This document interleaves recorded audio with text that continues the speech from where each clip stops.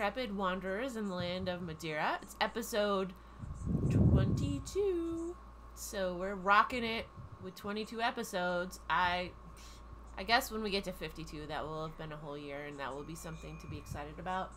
But, 22 is still pretty solid.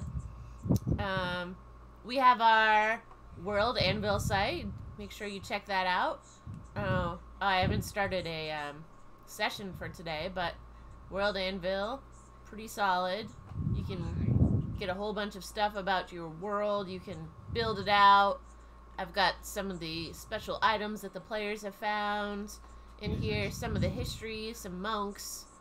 Are you recording? Because usually I see a little recording thing on my side. So, and I'm not seeing it. This is good or bad.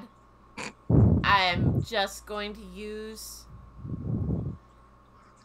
the OBS software and see what happens. Okay, I was just curious. Because it's been working pretty solidly. So, okay. And that's what I was playing with earlier, with the size of my video was off, but I think I figured that out. We'll see. Maybe it'll be like episode 22, the episode that doesn't work because something happens. The lost episode. The lost episode.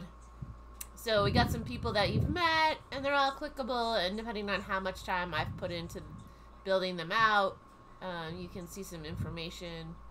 And then if we go to, I don't know what visitors can see, but I do know if we pop here into Kyphera, that she has some adventure journal entries that have more to do with her past than the present. But we did talk about how you could also use them for the present to be like things that are happening that you kind of want to interact with. So World Anvil, super solid. Every time I'm just like, there's so much stuff here. And I will also add, they're pretty responsive and like up on the Twitters and stuff, so they respond. They've liked some of my tweets. It's pretty cool. Janelle, how are we doing with products? Products are good. We've been selling lots of stuff. Great. You know what we should do?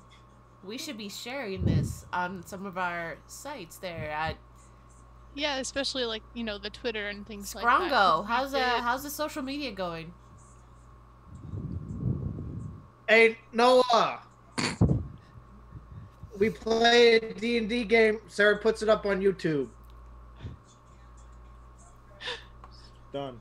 Well, Isaac, I think that you've forgotten that we now have a Twitter page. Woo! Sarah also made a Twitter page. I don't know. I believe that our handle is Madera of, because I had to, I was abbreviating lots of things. So, the Land of Madera is now on the Twitter. It's pretty, so World Anvil has definitely liked our stuff, and we've shared some stuff, and the episodes are up there. Not all of them. I still have to share 21. So, yeah, we're now on the Twitter, so you can tweet us at Madera of. It's very uncreative. Maybe I should change it, to Land of Madera. I'll work on it. Wait, can I? Oh, no, Land at Madera of. No, it's fine. We'll be Land of Madera. And someday we'll get, some more images. So, that's pretty exciting. Any other announcements or such? Okay, so let's do a little mini recap. Last week, y'all. Oh, let's see. You woke up, Kyphera. You tossed the book, the Necromonicon, overboard after Teddy woke up due to his little voice in his head. He tried to swim after it, and he wasn't doing so great. You giant crabbed it and hit it real well, so Teddy couldn't find it, and he just he pulled out all his trump cards, and he decided that he wasn't going anywhere until he got the book back. So he just hid his little self, and You guys actually talked it out a little bit, which I thought was pretty great. We accidentally bonded a little. You bonded a little, which was great. And Tippy and Zimia got to like wander around town a little bit in Koopa. Tippy kind of helped her just, you know, get a book. Stuff. You know, well, he was just, it's fine. It's fine. Yes. He did the typical Teddy actions. Yeah, it was very Teddy-ish of him. He did the normal Teddy portion of you know, someone to take over that role. And then you guys left town. You decided to head straight to Tarsia on the road. Oh, I did want to, since this is handy.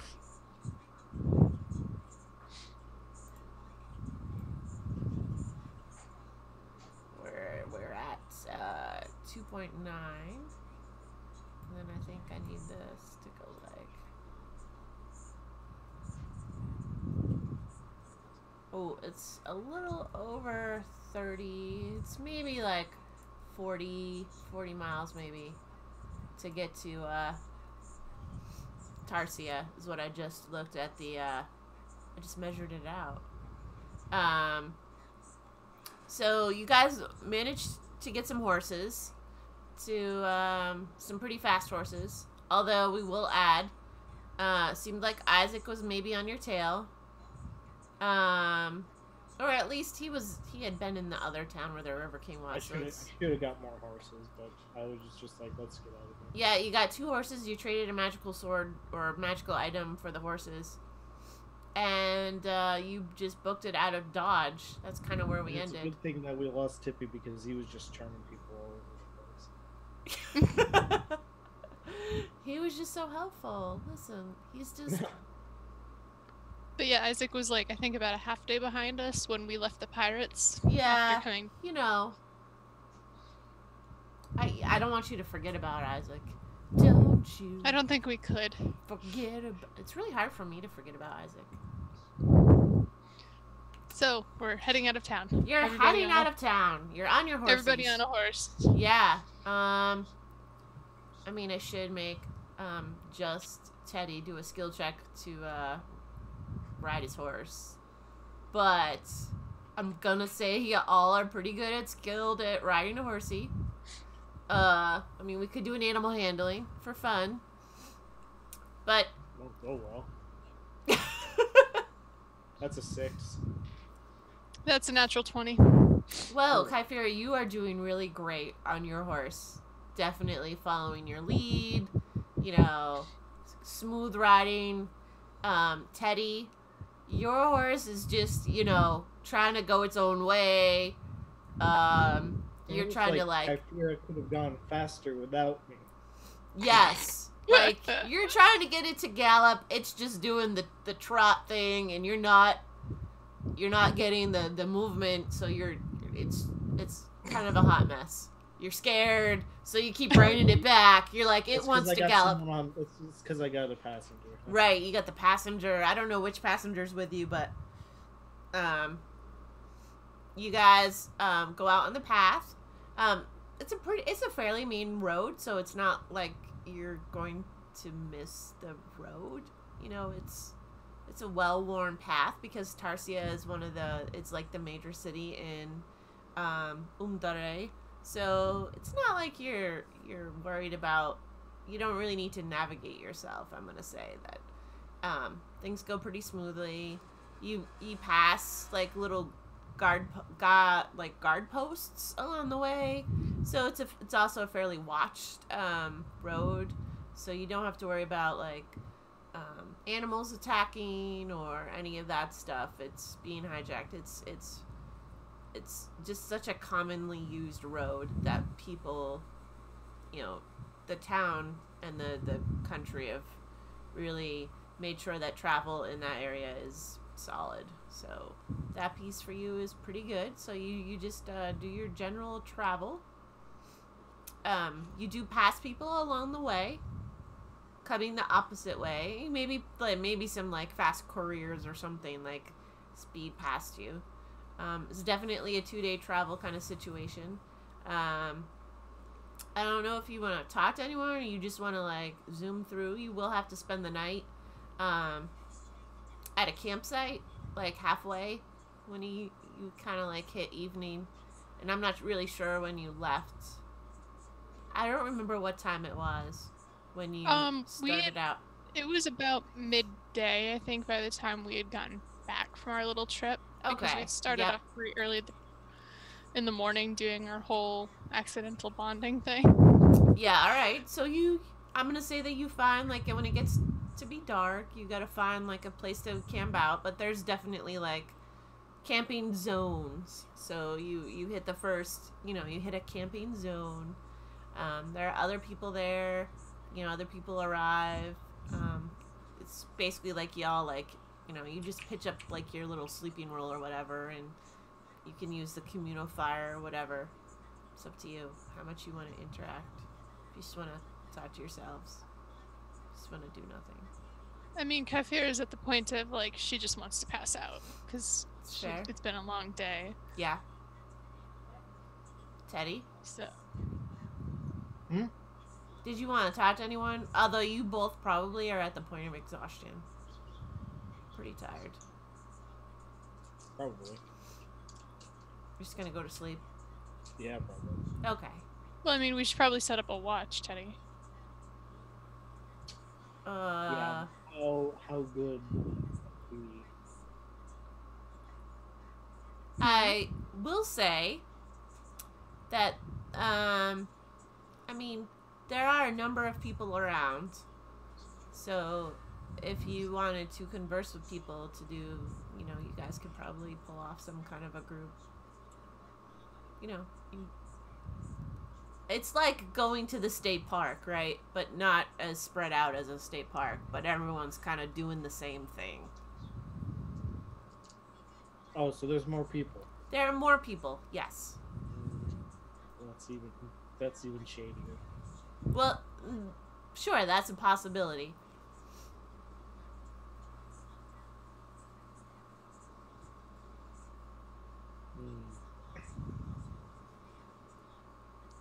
Can I just look around the campsite, see, like, all the other, just kind of look around and see who's... Sure, you just want to do a general, like, perception. Yeah. Okay, but you can probably... Do we have exhaustion? Do we have a point of exhaustion? I do. I don't think you did. I got a 16. I think you said that we both did. No, wait, maybe... Was it that I didn't because I passed that check? I think so. You didn't get a level of exhaustion. I did, because I pushed myself so hard as we were running back up the tier river. Baby. But Teddy... Yes! It was a roll or something, right? Mm-hmm. Yeah. But yeah, no, Teddy was good. Kafira had the level of exhaustion. But I rolled a 16. Okay. Except with a point of exhaustion, all your skill checks are at disadvantage. Whatever, hold on. That's why exhaustion sucks.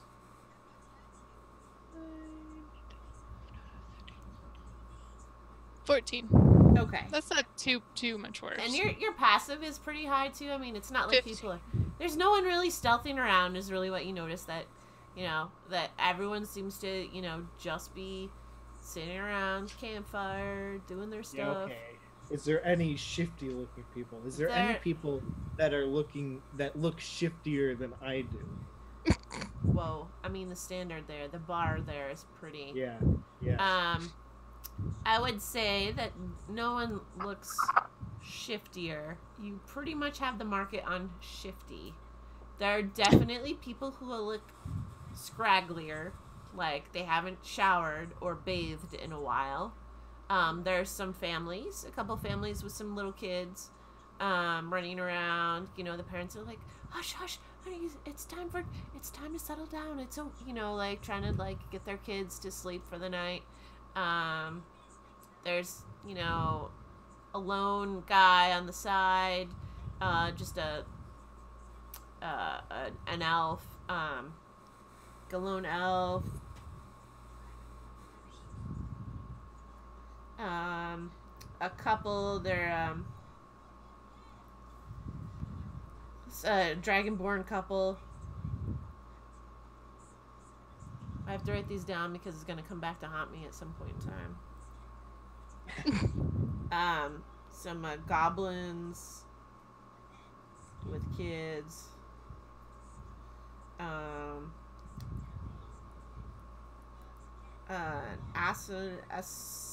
I don't know how to say that one. Anyone? The Asmar. Yeah. There's like 2 of those. I mean, there's like one pretty big campfire with a bunch of people, like,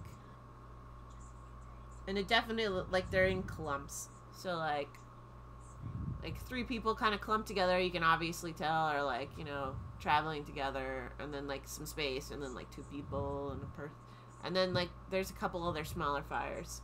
So there's a little bit of space at the main big fire, or you can start your own fire, or you can just be cold. I mean, I think we could share a spot at the bigger fire.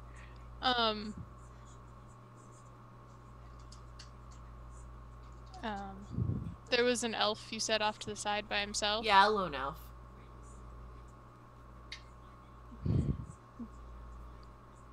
Like, I don't know. I don't remember where I was going with that one.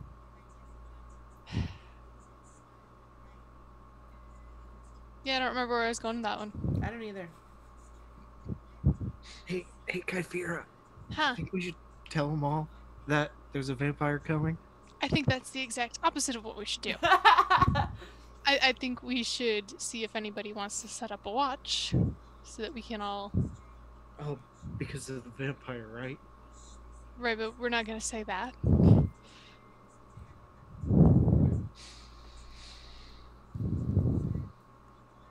Okay. It's a good idea.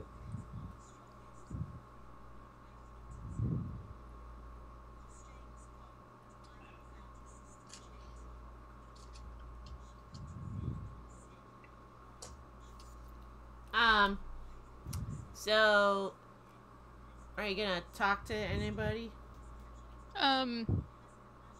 Who's closest to where we've kind of... You are closest to the Dragonborn couple. Can we listen in? Can we eavesdrop on them? Are they saying anything interesting? Is that... Are they talking about the vampire that's chasing us? Is that... I mean, if they already know, investigation? tell them, right? Or a perception? I think Rob always did perception when you're trying to listen in to people. Let's do that. 9. Did you roll twice? Oh, right. I mean, you could have gotten... 10, so 9. Yeah. Hey, I rolled a 10.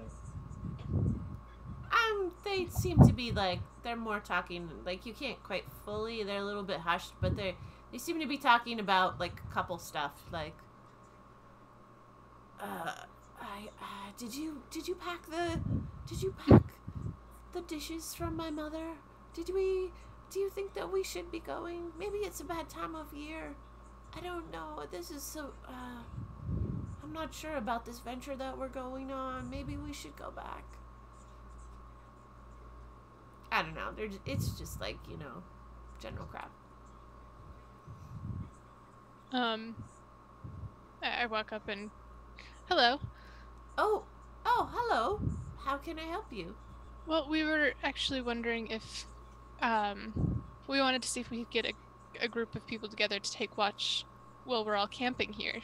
To make sure everyone stays safe tonight. For no apparent reason. Just, you know, so in general. Well, I mean... Ignore my friend. He gets a little nervous. I think that's fair. I mean, we're definitely in the woods. I guess it wouldn't hurt to have a watch of some kind. My name's Gerfun. This is my wife.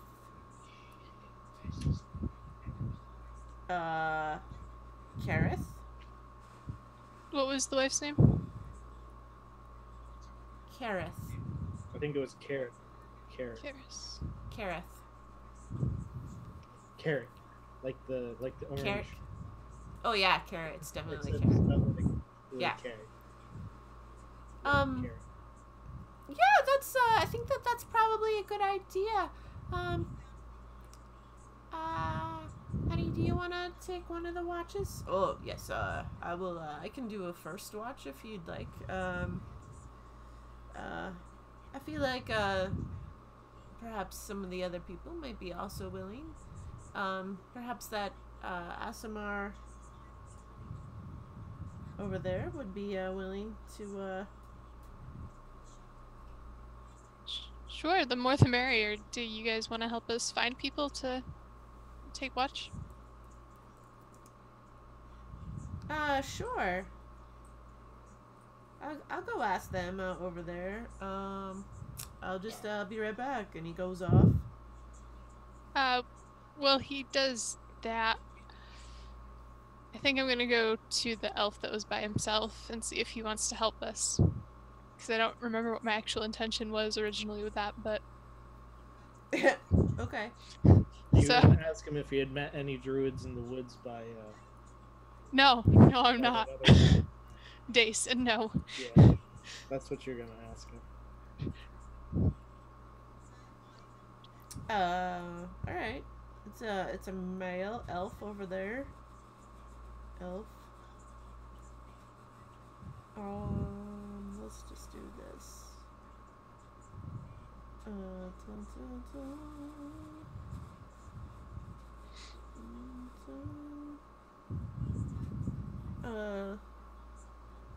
So he's just over the, to the side, just quietly, like, contemplating. Maybe he's meditating. I'm not sure. He's just standing there.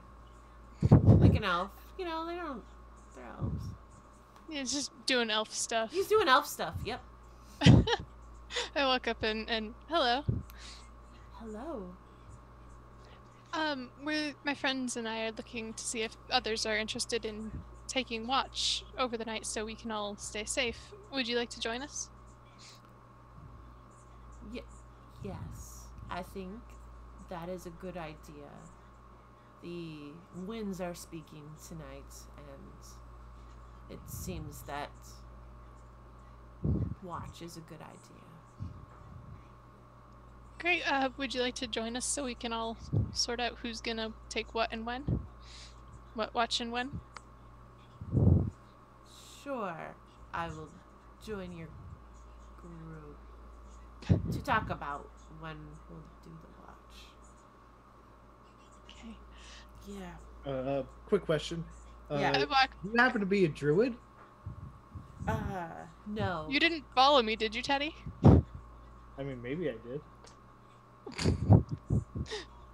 Oh, it just seemed like you were a druid because you talked to the winds. That was kind of seemed like a pretty druidy thing. It is a very druidy thing. I'm a nature cleric, so I tend to commune a lot with the nature. You're a what? You kind of... A nature cleric. A cleric. Ah, okay. But I focus on nature. That's pretty much a druid, isn't it? It's no, very similar, but not the same. I definitely do more in the terms of healing. Why are you looking for a druid? Oh no, I was just wondering because my friend here's a druid, even though she might not look it. Oh. I'm resisting the urge to hit him with my staff for the umpteenth time. Where are you from, druid? A little north of Dace. Ah. I am from Ari, which is north of Tarsia, but I need to head west. What? I don't know. What makes you want to head west, if you don't mind my asking? I am looking for some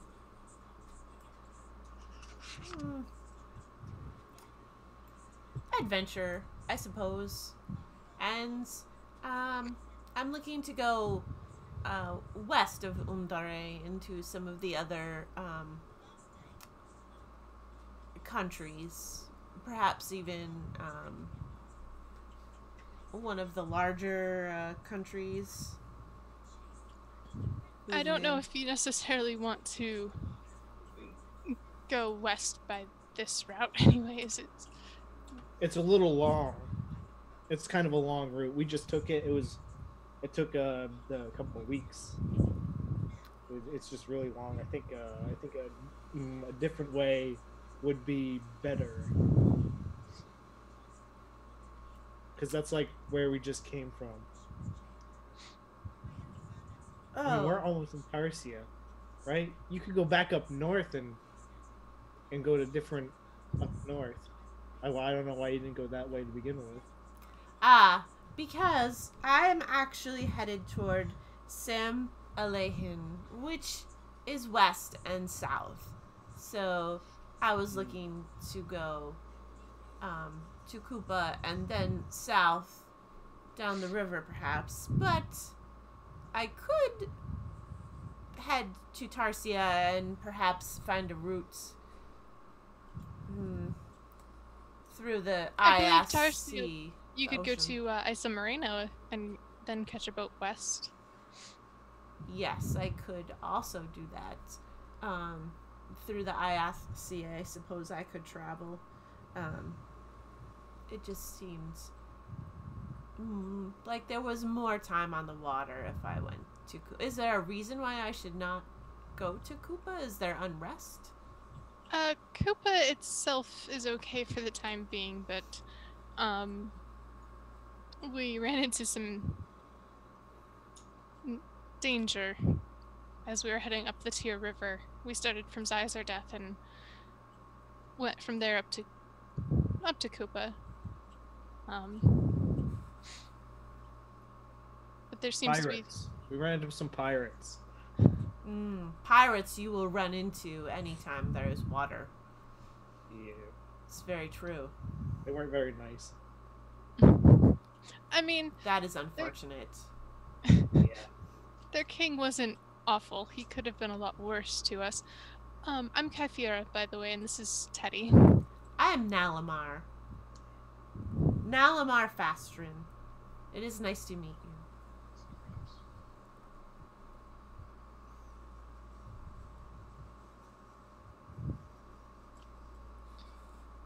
Well, if you decide overnight you wish to head back to Tarsia, I believe you would be welcome to join us in our travels. Thank you. I will keep that under consideration.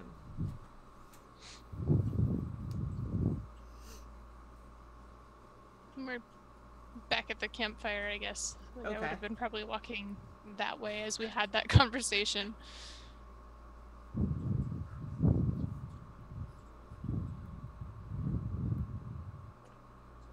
What are you smirking about over there? Teddy? Teddy, what have you done? Huh? Yeah. I didn't do anything. I just started a conversation that Kyphira didn't really want to have. And I thought it was amusing. Yes. I mean, when don't you do that to me? That's fair. Tell me when. Hmm. Alright, so you make it back to the campfire. Guy Fearin has talked to the Asimar. Asimar? Yeah, whatever. So they are also over there, and they're all like, so how long do you think we should split this watch up into? We could actually perhaps do some fairly short stints to get everyone to sleep. Yes, if there's enough of us. Nalamar's like, I only require 4 hours of sleep, so As I could do I. go in the middle or any time after or before I've gotten 4 hours.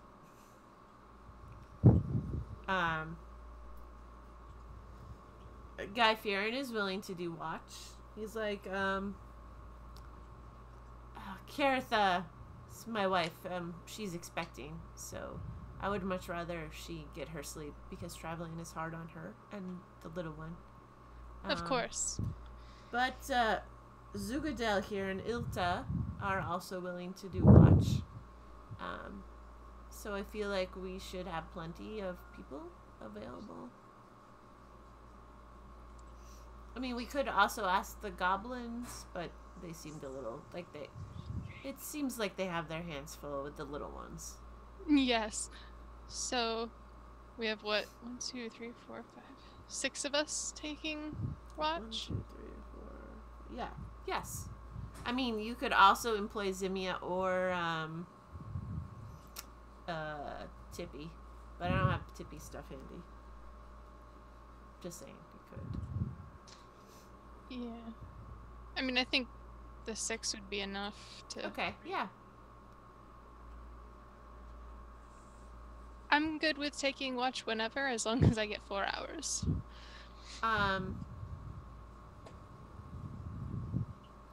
You seem a little tired. I think perhaps it would be wiser if you slept first and then did watch, so that you could be more awake. I would be most appreciative if I could do that. That is fine. Yeah, like Divya, I don't know. Like you have a later watch. Teddy, they're like, how about you just do the last couple chunks of it?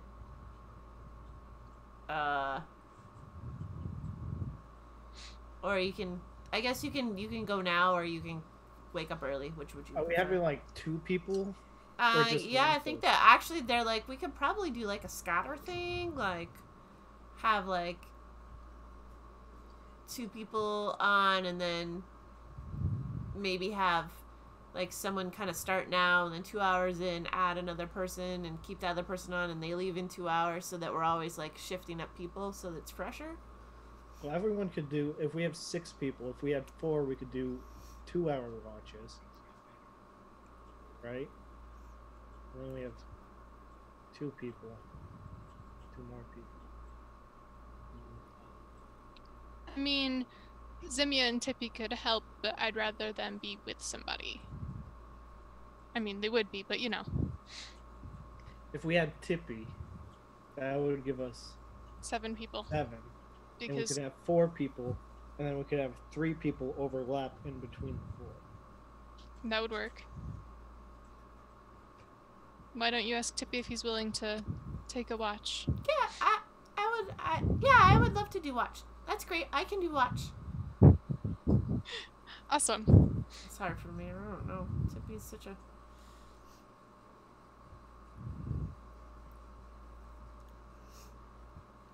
Alright,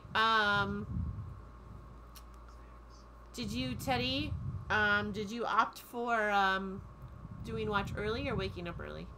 I'd probably either take early, either first or last. Yep, which one would you like? I don't know. Give me last watch. Okay, fair enough, Because I'm just gonna spend it reading the book. You're such a dink. Alright. So, I should have just left him. I just got tea on the surface. Sorry, you're not supposed to get tea on the surface. It doesn't like tea. Shh, don't tell Matt. Hey Matt, in the time Sarah's had this surface, she's dropped it. Dropped tea on it. I like that I just blame Matt. It's just like, Matt's the only one who really cares. It's like, Matt, or she probably doesn't. It would be somebody else probably who cared more, but we just like to say Matt. Alright, so, first watch.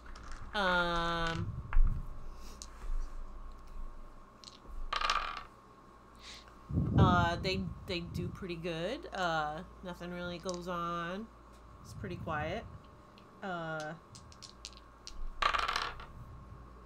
Second watch, they also, I don't know when they kick in, but you know, it's woods. I mean, it'd be like 2 hours. It's split up into 2-hour sections, and then one person gets an hour with somebody else, and then they get an hour with the next person. You know what I mean? Yeah. So the first person has an hour by themselves, and then they have an hour with somebody else. Mm-hmm. And then the first person leaves, and the second person comes in, and there's 2 people for that hour. And then the first overlapping person leaves, and then another person comes in. So really, the only point in time when there's one person is the first and last hour. I think that's splendid. Yeah.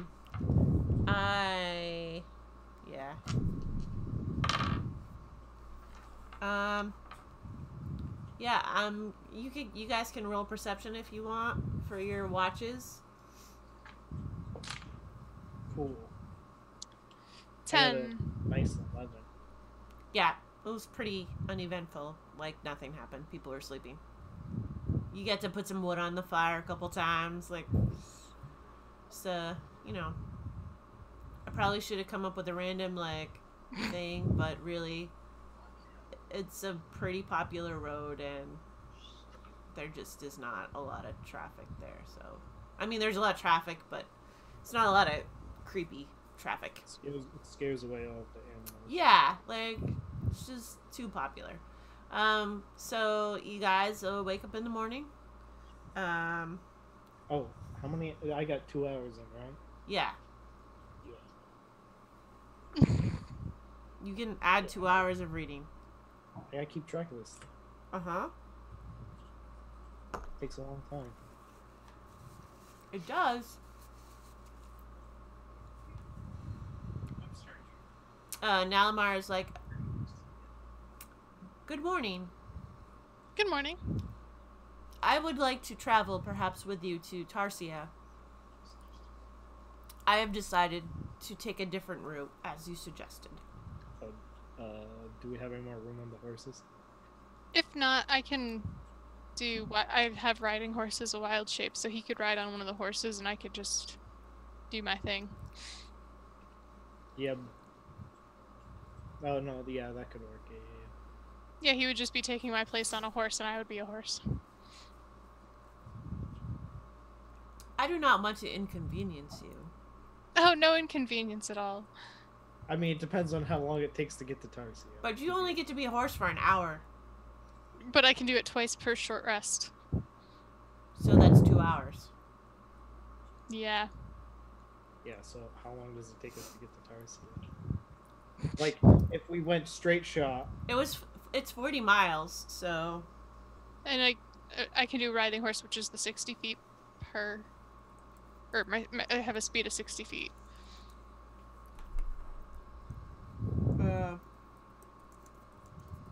That's 10 feet that'd be like 10 feet a second.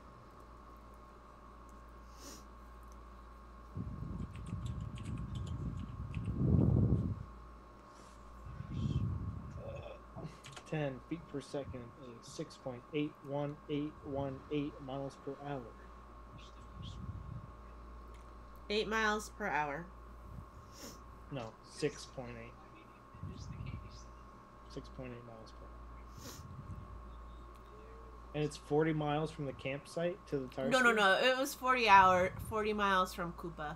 So I'm gonna say you maybe did like 20 miles. No, I'm gonna say like 15 because you left late. Oh yeah, that was true too. I mean, but still, that...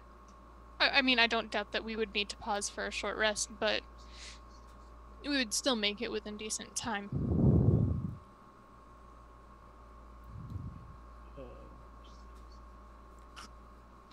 Each have a walking speed of 60 feet. Riding horse, yes. Probably take... Uh...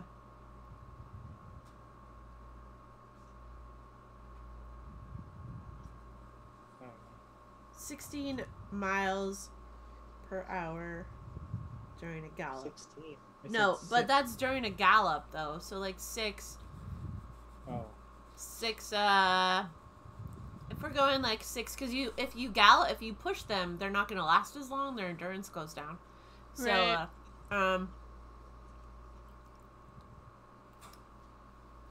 I just want to check one other thing.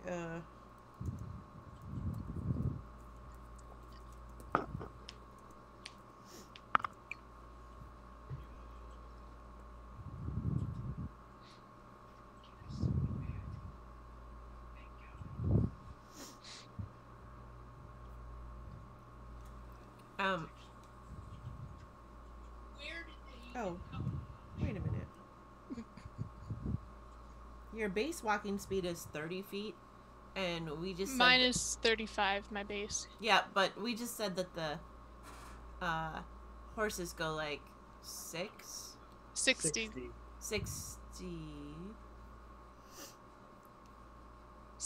60, yes. And a round is 6 seconds, because 10 rounds is a minute. But that's just like base walking, and that's not like dashing, using your action to dash. So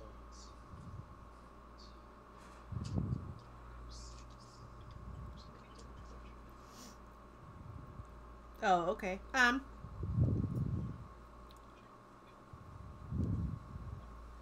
I would. He's like.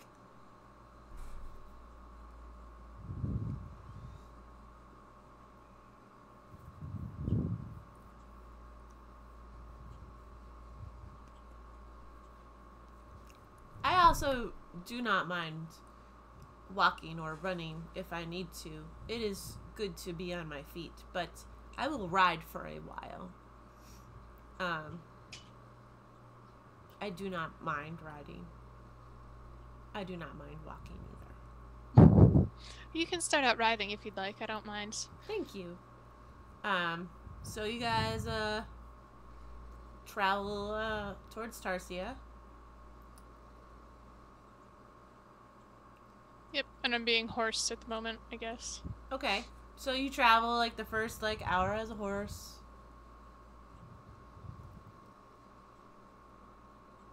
I mean, I'll do the second hour as well. I might as well, for now.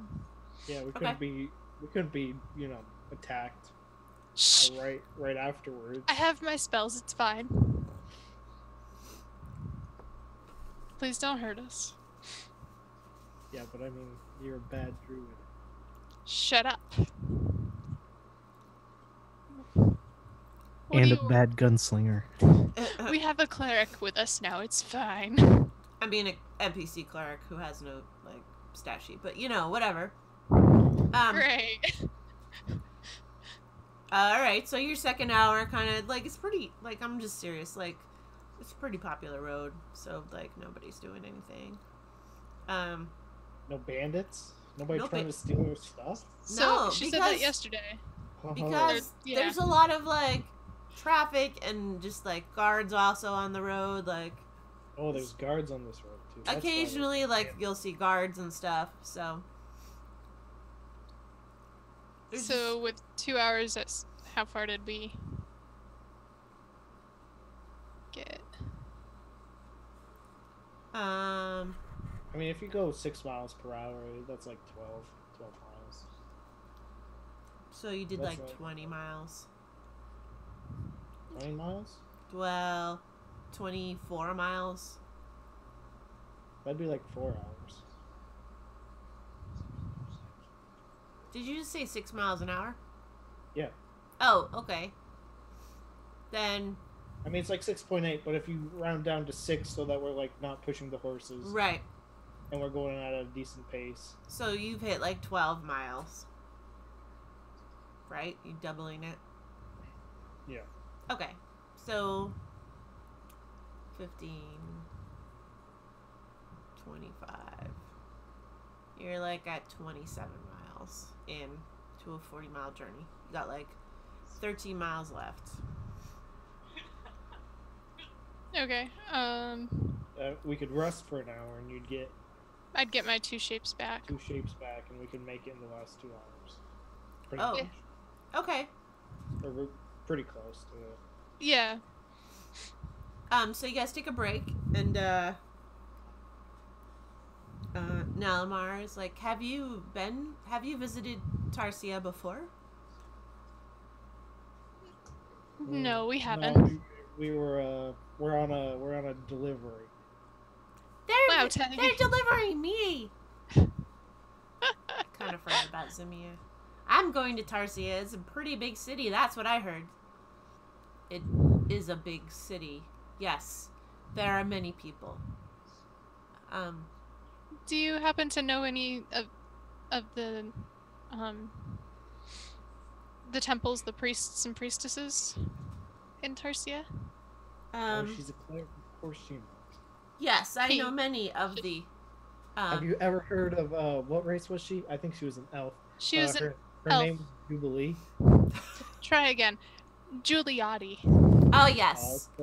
Giuliotti, is in the Temple of Dala. That is in the east side of the city. This is a very nice temple. The Temple of Dalai Lama? Yes. I know. It is a temple of wisdom and health and healing.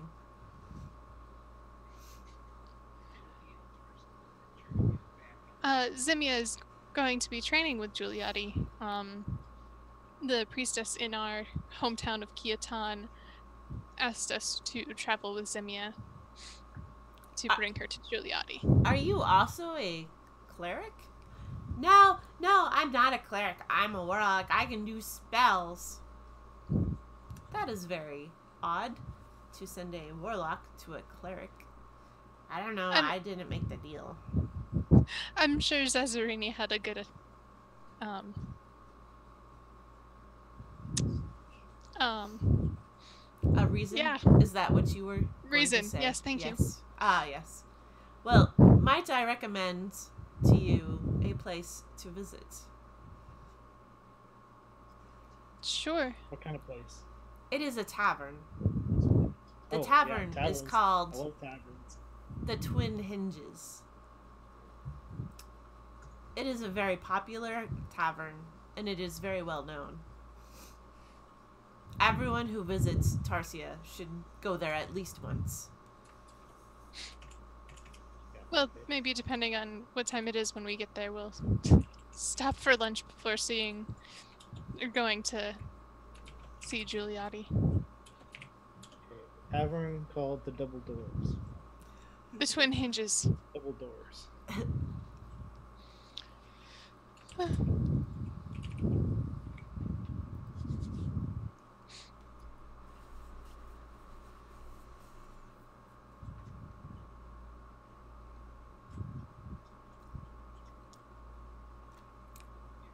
Is that your only interest in Tarsia? Is to deliver your young friend?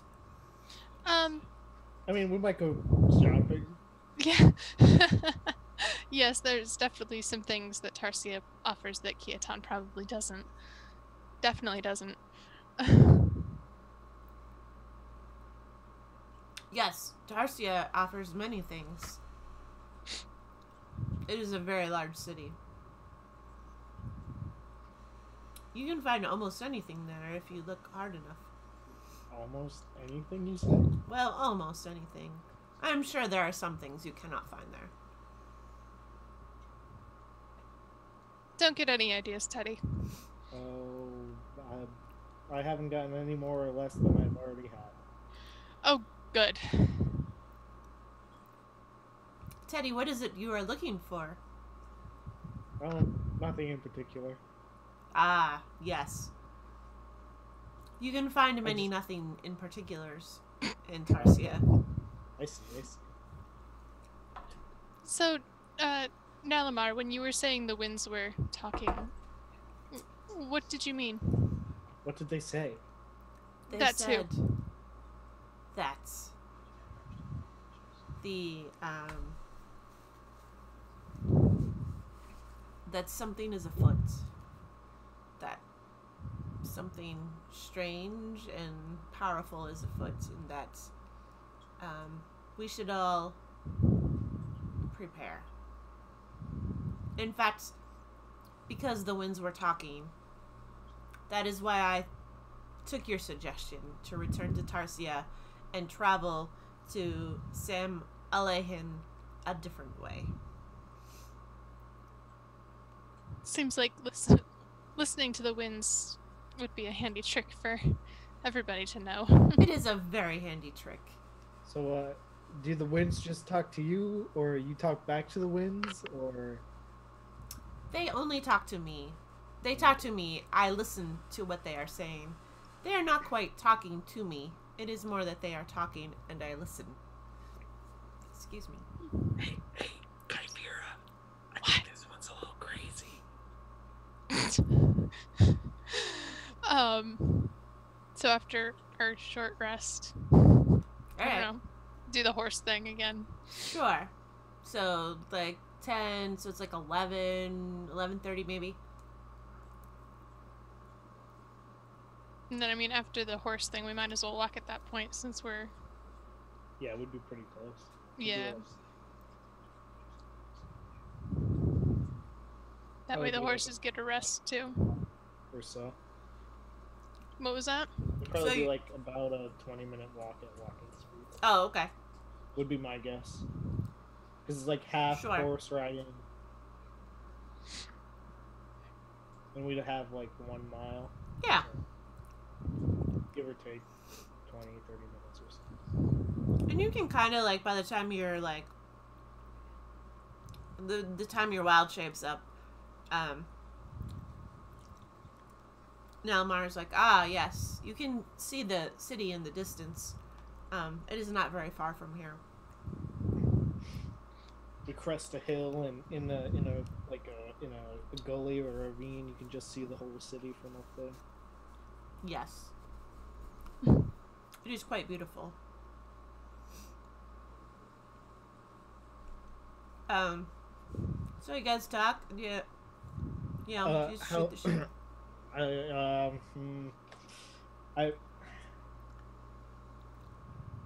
want to ask, like, how... Yeah, because you probably haven't made the city, but how would it compare in size to the city that I'm from? Oh, right. Where did we say you were from? Same size, or... I would say it's probably the same size. You were from a pretty big city. Similar size? Yeah. And this is the largest city in Umdare. I would have to go... I'd have to look at my world anvil to see how, like... Nope.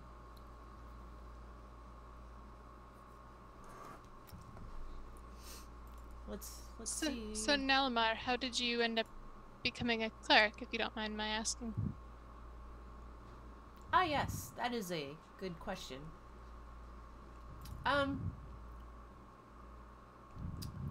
My mother was sick, and she could not care for me. So I went to live with a couple who lived in the same town that I came from, and they were clerics. I trained with them. Just a moment. I just need to, sorry. I just want to see something as I'm talking, so it's a little bit hard for me to mentally... Oh, okay. So, apparently I said that Zizar Death had like 40,000, which seems like a lot of people, but whatever. So, this would be more than 40. This is like a huge city. I might have to go back and check my stats, although I used a lot of pretty good sites to come up with. There's some pretty cool sites to, like, make things, like towns. So maybe a few 100,000 or so. Yeah. Yeah, it's definitely pretty, like, even compared to Zizar Death, which was pretty huge for you guys. This is like New York City as opposed to Burlington. Yeah. Right? You're like, ooh, Burlington's big, and then you're like, ooh, okay, New York City is actually really big. So yes, I went to live with some people who live nearby, and they were clerics.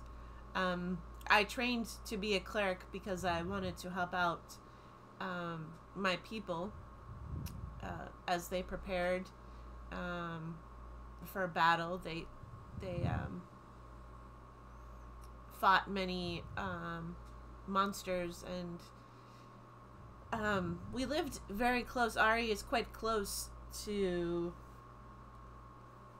Sorien, the country of Sorien, and Sorien has many evil and unruly people who live there, and sometimes they come and they try to attack us, and because we are so close to Uthakan, and the mountains, they would sneak down, and we would have to go and protect our people.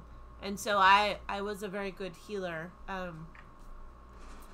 for my people when they would go to battle.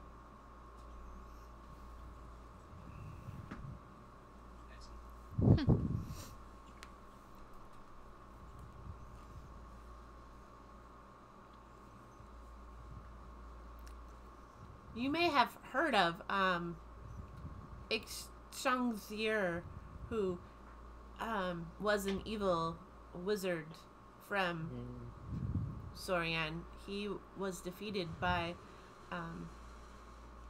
a group many years ago. I mean... Sorry, I think I would have remembered a name like that. Teddy, I appreciate your humor. Many people did not know, because he was not quite defeated, but he was pushed back so that he did not infiltrate our world. But he was defeated by several strong warriors. I did not fight with them, but I do know of them.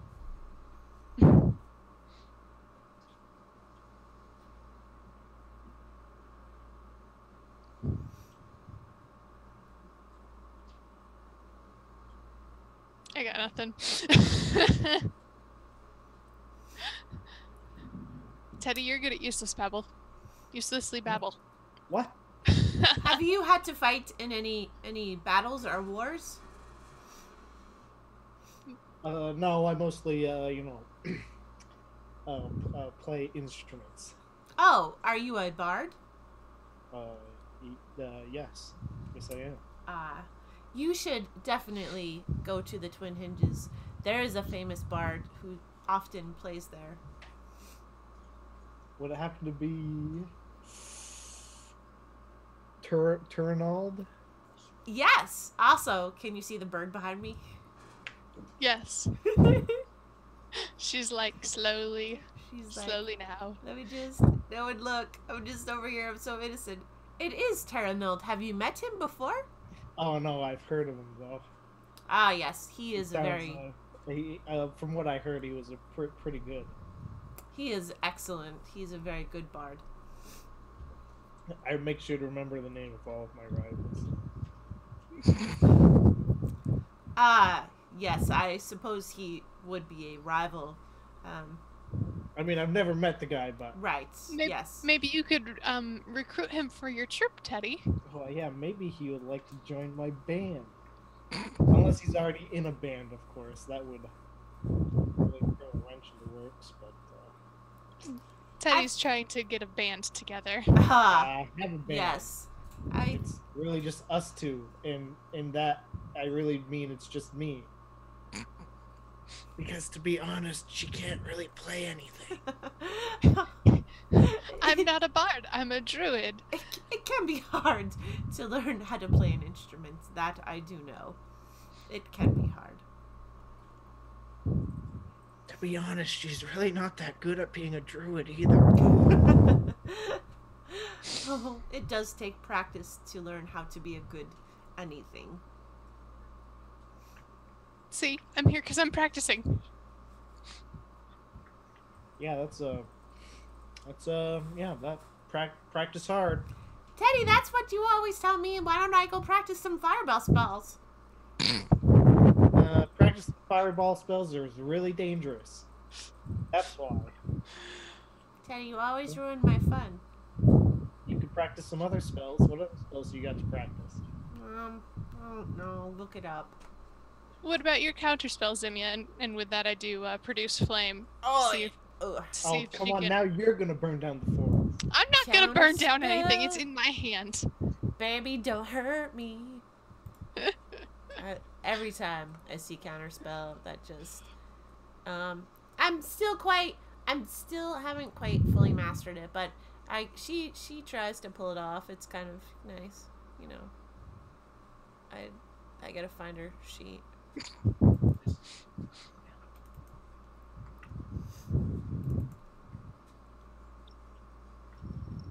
But also, every time I see Counterspell now, I just think, Counterspell! Baby, don't hurt me! I don't know. It's not my fault. Thanks, Sam Riegel. It's his fault. Thanks, Critical Role. Thanks, Critical Role. Yes, I have not quite fully mastered it yet. But hopefully when I get to, Tarsia, I can learn how to, completely finish it, because I was pretty close. Yeah, maybe Jubilee will teach you. Maybe. But you know what I can do? And all of a sudden she's surrounded by a silvery mist. And she teleports 30 feet away. Yep, that's how that goes, yep. That's a pretty good trick you got there. Yeah, I can only pull off 2 a day, though, so it's kind of lame. Yeah, maybe we should do it again. Really? Really want to lose her? She can only teleport 30 feet away. I could do Scorching Ray, If Teddy. she does it twice, she can't do it any more times for the day. It's also true. We're bad. She's like, maybe I'll just save it for later. Oh, yeah, Maybe I'll do a different one. Maybe I'll do a different spell. What if Giuliani wants to see one of my spells and I've wasted all my spell slots? That's true. We've got to be getting close to the city by now. Yeah, you guys hit the city, the outskirts of the city. It's super huge. So, like, even though you've hit the city, I haven't made a map for it because I was doing other things. But, you know, it takes you, and Nelmar is like, would you like some assistance getting to the temple? Or would you just... If you wouldn't mind, we would appreciate it greatly. Ah, yes. I will bring you to the temple. That seems to be where you'd like to go. So, it still takes you a couple hours to navigate the whole city because it's huge. Don't need that one. I need this one. So you want, you know, it, and you realize that's probably a good thing that he did because, you would have gotten lost. There's a lot of twisty streets and, like, you know, rotary, roundy rounds. You gotta, like, know which exit to get off of. You gotta be in the right lane for that stuff. It's just, it's pretty intense. You missed the right turn. You missed the turn, and you gotta circle all the way back around. Yeah, it's just... We got onto a one-way walking street. Right, exactly. It's just... It's a nightmare. He just points out things. He's like, don't go down this street. This is hard because if you go down that way, you can't turn back around, and you have to go, keep going north 3 miles. Other side of the city. Yeah, and circle back. It's a nightmare. So, he points out, like, spots. He's like, here is Mage Tower, and over here is the very famous fountain. Yes, famous fountain. It's a very famous fountain. It is of a famous druid. You know him, Kyphira? Probably not. Have you ever heard of him in your druidic teachings? You Probably are not. quite funny. I find you all amusing. But yeah, so they literally, like, weaves you through town, through the city. You do notice, like, Tippy, super, like, overwhelmed. And so is Zimmy. Zimmy's just, like constantly, like, what? But what's over the, can we go check that store out? Zimmy, I'm sure you'll have plenty of time to look at stuff while you're here. Teddy, I don't think you like me anymore. What? Who said that? You didn't say it. I'm just picking up what you're If I putting didn't down. say it, it must not be true. I only speak the truth. Like, Zumi starts, like, coughing. I don't know what's going over me. Okay. Okay, well, anyways. Yeah, let's just move along. So, you arrive at the temple where your bird throws food on the floor. Thanks, Tessa. Yeah, I just said your name.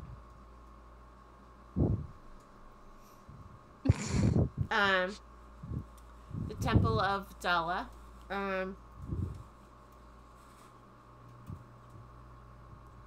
Any nice murals? Artwork?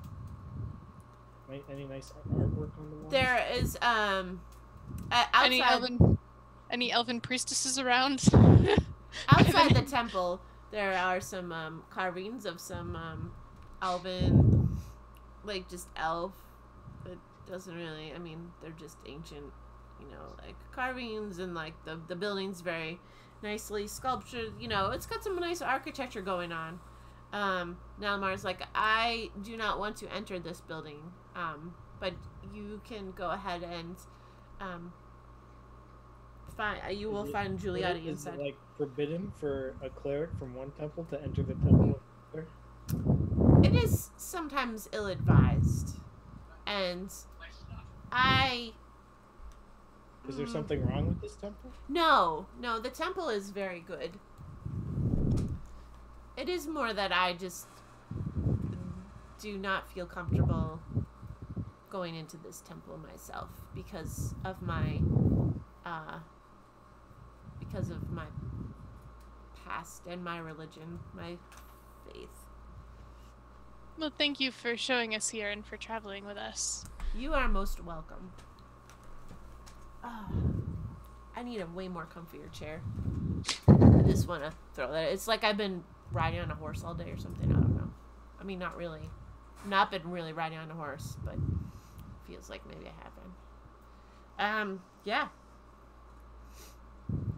So, Temple of Dala. We enter. Great. You enter. Should we knock first? Should we knock? Do you think this? I feel like if it's in the middle of the day, it's gonna be an open temple. Oh, yeah. Maybe the doors are already open. Should we knock as we enter anyway? Can if you want. But do you really want to risk disturbing a ritual? Or ceremony of sorts? Are they doing some sort of ceremony on the inside? You can't tell. It's like a stone building. You can't see. Okay, I'm just gonna open the door, like, to walk in, but I'm gonna try to Yep. be somewhat quiet about it. You open the door. There's like an open like reception type area. Is that the nave? I'm not quite sure. I'm not really good at my church building stuff, but there is a dwarf standing by the door that in the the central greeting area. Hello. My name is Roken. How can I help you today? What was his name? Roken. Zazzarini sent us. We're looking for a Giuliotti named Jubilee. He means Giuliotti. I apologize. You're doing that on purpose. Yes. Okay, let me go find her. If you wouldn't mind just waiting here in this area until I find her. Of course. It will just make it all easier. And so he goes off, and it's just a few minutes when a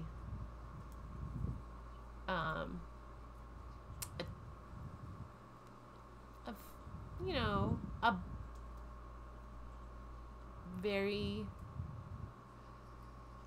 what is the word I'm looking for? Well-dressed, calm,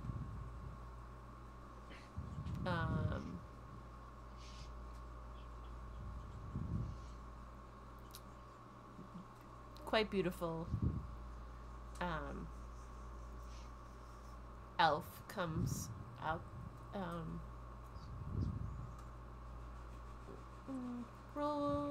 perception's pretty high, right? What's your perception, Teddy? 15. Passive? Yeah, 15 passive.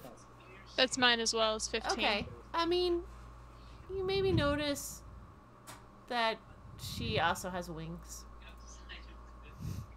She has wings. She has wings. Yeah. What? Yep. Okay.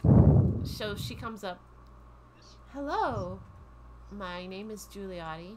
Yeah, okay. Insight check. I'm Kythera, and this is Teddy. Yes. I'm inciting I have on been her waiting on for you. her name. I didn't hear what you said. That's an 18. Yes. She seems to be telling the truth. Okay. So what did you say before Teddy was like 18? Because I didn't catch that. I don't remember what I said. I think she just said hi. Okay. And I just had to make sure. Sorry. That she's been waiting for you. oh, okay. Yeah. And this is Zimia and our friend Tippy. Zimi's like, can you fly? It looks like you have, are those wings? Are those, yes. I am a Avriel, a winged elf. That is where my family is from. I have been waiting for you to come. I hear that you are quite powerful, and that you are being chased. Where did you hear this from? I heard it from Zazrini, who I have When been did in. she contact you?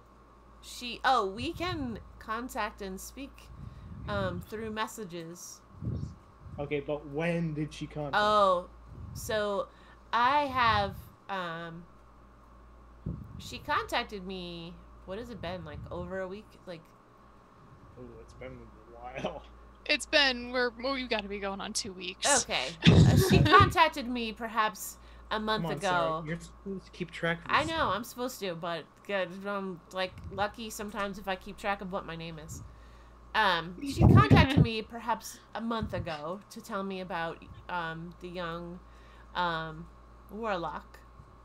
And then again we were in contact for a few times, and then she said she was just waiting to find someone to escort her to Tarsia, as she is quite young and inexperienced. I have heard also from her recently, perhaps a week ago. Recently? Yes, perhaps a week ago. Ooh. That the city was attacked by a vampire, and that a very large percentage of the town has been razed as in, like, bad. Burned, yeah. I was trying to be a little gentle. They are still destroyed. Yes, all of those, unfortunately. The people who are left are working on rebuilding and kind of keep what they have and, save what they have. It's still pretty rough over there. You don't happen to have, like, names for anybody who lived, do you? She did not really give me a full list of... she didn't give me a survivor list, no. I do know that her young apprentice... oh, goodness. Would that have been the one that... Nanshira. Yes. Survived, but unfortunately the young girl's father did not. And then, like... did you really have to say that right now? But Daddy, I did... But that's my dad. What about my mom and my sisters and my brothers? And... Fear not, young one. I just want to see what she's got here for. So speaking of vampire, the vampire's about a half a day away? Just a thought. I don't know. This is a pretty big city. I don't think he's amassed enough force yet to be. Are you sure you want to risk that? Really? You've heard from the you've seen the vampire since you've... Oh no, we've heard he's behind us though. We spent some time with some pirates on the Tier River, and their scouting party reported to their king that he was about a half day's journey away. So we left. Yeah, I mean, yeah, poor king. Whew, what a guy. It could have gone worse, Teddy. It sounds like you have had quite an adventure.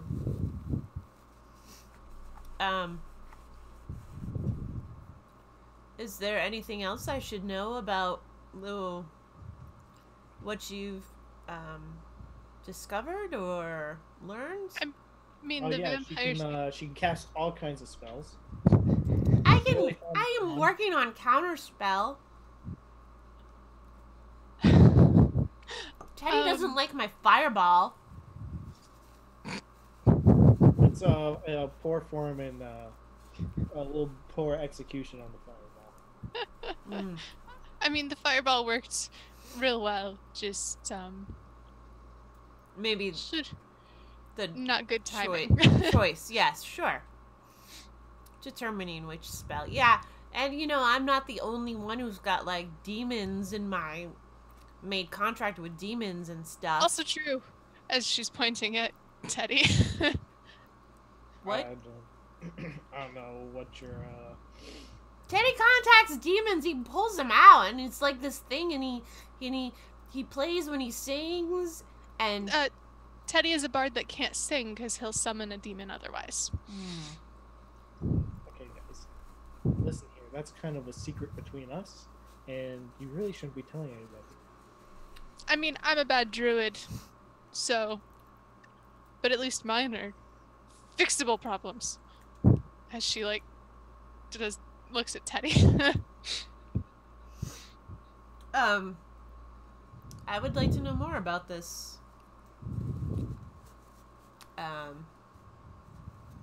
Demon summoning singing. Well, if we're gonna try that, can we not have Zimi around? Because that wasn't a fun time last time.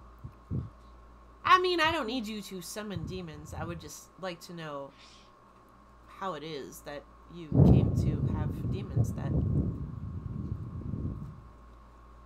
I mean, it's pretty simple. I made a deal. He tricked me. That's about how it goes. But now apparently he does very bad things if he doesn't get his way. Which is why Teddy has the book back.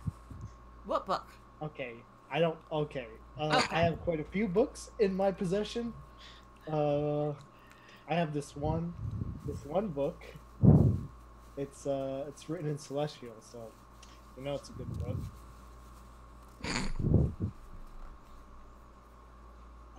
I have this other book, which isn't really a book; it's more of a diary. So I guess like a what's that called? Is it a biography? But it's written by the person. An autobiography?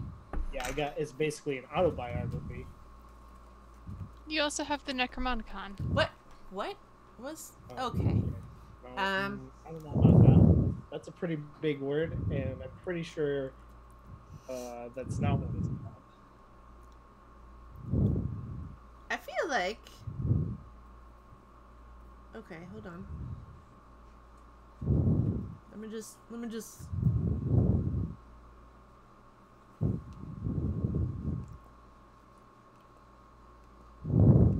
I feel like you're selling me out a little bit here, Kyphira. If we can get some kind of help so that you don't remain tied to a demon, would that not be a good thing? Wait, what was it? Oh, this is gonna be a horrible... Yeah, look what you've done now. This is bad. Oh.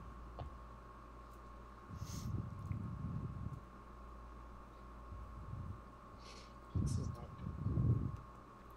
We're gonna get kicked out. I'm gonna get kicked out of the city. Not like it's the first time that's happened.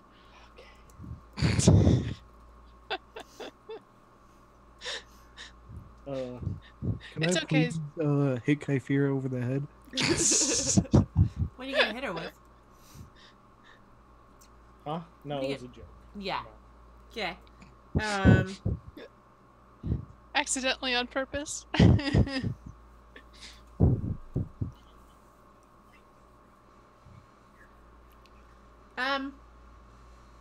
I would like some truth. Do I have to? I have told you the truth. Look, we can talk about it later. We got Zimia here. That's what we're here about. Zimia. Zazarini told you we brought her here. Yeah, so she just casts, like, Zone of Truth. Do I know? Yeah, no, it's actually pretty... Teddy's charisma is pretty high, so there's pretty high possibility. Rolls a natural 1. Plus I get to make a save. It's a charisma saving throw, too, so that's what I'm saying. Charisma saving throw. Rolls a natural 1. But I don't understand, what is it rolling against? It'd be her DC. Which would be 8 plus her modifier, which if she's a cleric would be wisdom plus her proficiency.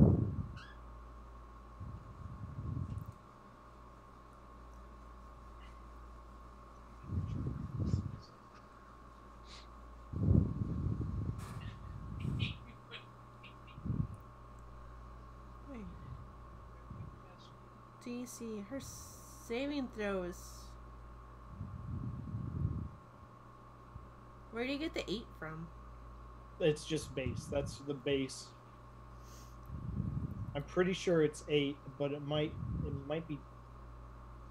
I didn't think it was 10. I thought it was. No, I think it's 15. I think DC. It says her saving throw DC is 15. My sheet does a lot of the calculations automatically for you. What's her wisdom?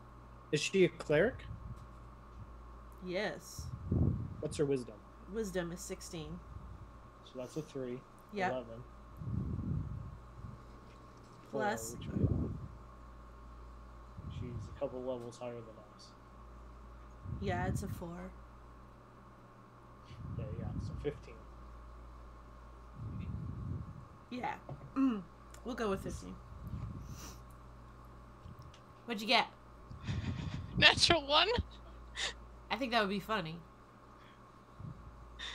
No, I don't know. He hasn't come back up. Well, then you better laugh. That's hilarious. Because I'm not laughing. I like that. That's funny. Oh, Teddy. Oh, Teddy.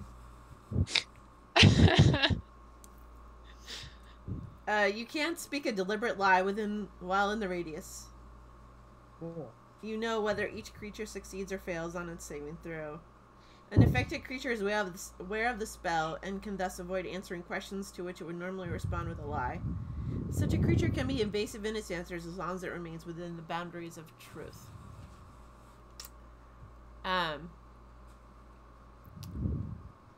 So, you have a Necromonicon. Is that true? A Necronomicon? There's multiple? The Necromonicon. The Necronomicon.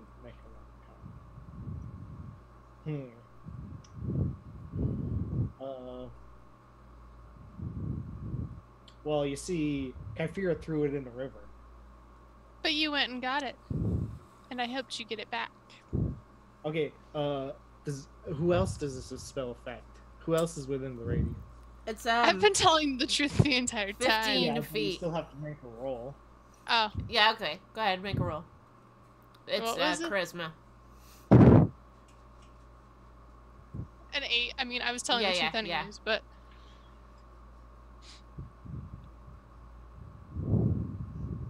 So, how did you find this Necromonicon? Oh, it was on, that's an easy one. I found it on, Ruth, that famous warlock. Rethjuna. Yeah, Rethjuna. She had it. Rethjuna has been dead for ages. She is of legend. I found it on her body. Remember those pirates? Yes. They sent us into the catacombs where the area they called home, or had as a base. We found Rithjuna's body. So, riddle me that one. If it's such a bad book, why did she have it? And the choker that Zimia is wearing houses the soul of Rithjuna. Ah, yeah. Okay. Let's ask her about that. Well, I will get to that later. What are your intentions with this Necromonicon? That is a very powerful book. You know, just in general, so nobody else can have it. The demon told him to get it. Oh, yes, this demon. I mean, he didn't really. That you communicate with? That you are bonded with? He mostly talks to me. Does he tell you what to do? Sometimes. And you told me bad things tend to happen if you don't listen. Oh yeah, usually. In general. So... I mean, he does bad things. You have a demon that is helping you make choices, perhaps. I mean, it's more like holding me hostage. Is this a demon that you would like to continue your relationship with? I mean, it depends if I can get rid of him and not suffer any other negative things, because I kind of made a deal, and I don't know if I get rid of him that all of the all of the positives are taken with the negatives. That's the one. Yep. See, that is quite helpful. You are aware that the Necromonicon is quite dangerous, right? Oh, I'm sure it is. Kyphir tried to chuck it in a river. I hid it really well. And then I had to find it again because he wouldn't continue until we got it. Well, So to speed us all along, I went and got it. I and think gave it back. It's wise that it's with not just hidden in a river. That seems a little bit... from what I know of the Necromonicon, it is hard to destroy. In fact, you cannot destroy it. Kyphira, I told you. I panicked and threw it overboard. But I told you it's better for me to have it. I think it would be wise if you found a place to hide it. Oh, yeah, I have found a perfect place. It seems... Are you reading the Necromonicon? Are you reading the Necromonicon? He has been. See, that seems unwise, especially with a demon that you're already attached to. The wisest thing to do with something so dangerous would be to find a place. It seems like perhaps it was buried with Rithjuna. I'm not quite sure why, but it was it difficult to get down to where she was? Was it guarded? Was it safeguarded? There were puzzles. I mean, we went around, with just the one and the other one. There were puzzles. And then we never did find out what happened to Skippy. There was a ghost. Oh, yeah. Oh. Yep. He wanted to race. Ah, well, ghosts are quite amusing. It seems like, this is just my observation, that the Necromonicon was fairly safe with Rithjuna in her body because no one was able to get to where she was. So, the wise thing would be to find a place where it can go and hide so that, again, no one can find it. Nope, nobody else will have it. Can you get rid of his demon? And/or do you want to keep the book? I do not think the book is safe here. I think that you should find a place that is buried or hard to access that you can put the book there, that you can safeguard away so that people cannot find it easily. That is the only, because we cannot destroy it. So it has to be something that... What about dropping it in an ocean? I tried the river. That didn't work. I suppose if it's weighted down, I would be... I mean, animals and things can swim in the ocean and could eat it, in which case then it would end up in their stomachs, and then someone might fish up the animal. So, like, kind of coming up with something that's, like, a little bit maybe... You know, it's too bad that there's not a Mount Doom anywhere around that you could just throw it into lava, but that also would I wanted to set it on fire. Yes, but what I've read of the Necromonicon, it comes back. Oh. So it would have, you would have burned it, and then it would have just come back somewhere else randomly. Evil that's easily destroyed. So it's better to put it somewhere that people can't access easily than to just straight up destroy it and have it end up anywhere randomly. I can do some research to see if I can come up with some places that you might want to hide it, if that's a choice you're willing to make. And I would have to know some more about your demon friend and your... I mean, you pretty much know as much as I know, to be honest. Let me... I read it in a book, and I didn't really read the book. Well, sometimes, I mean, books are tedious. Yeah, all the time. Books are pretty rough. Says the guy who's been reading an evil book.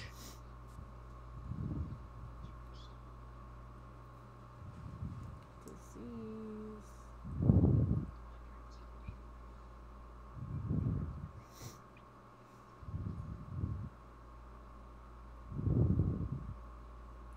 Well, I can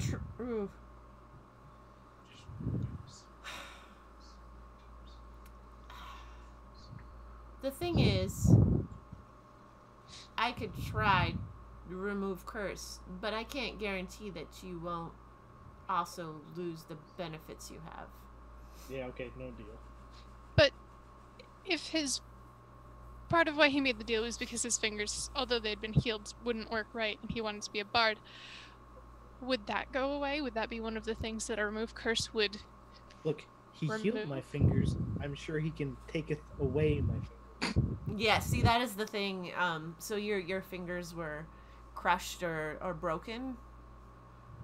Yeah, that's pretty accurate. And so the demon agreed to fix them for you in exchange for this bond. I feel like if I remove your curse, it also will ruin your fingers again. But would there not be a way to heal the fingers? Something... So... I'm pretty sure the words miracle were used when I asked the previous clerics about the problem.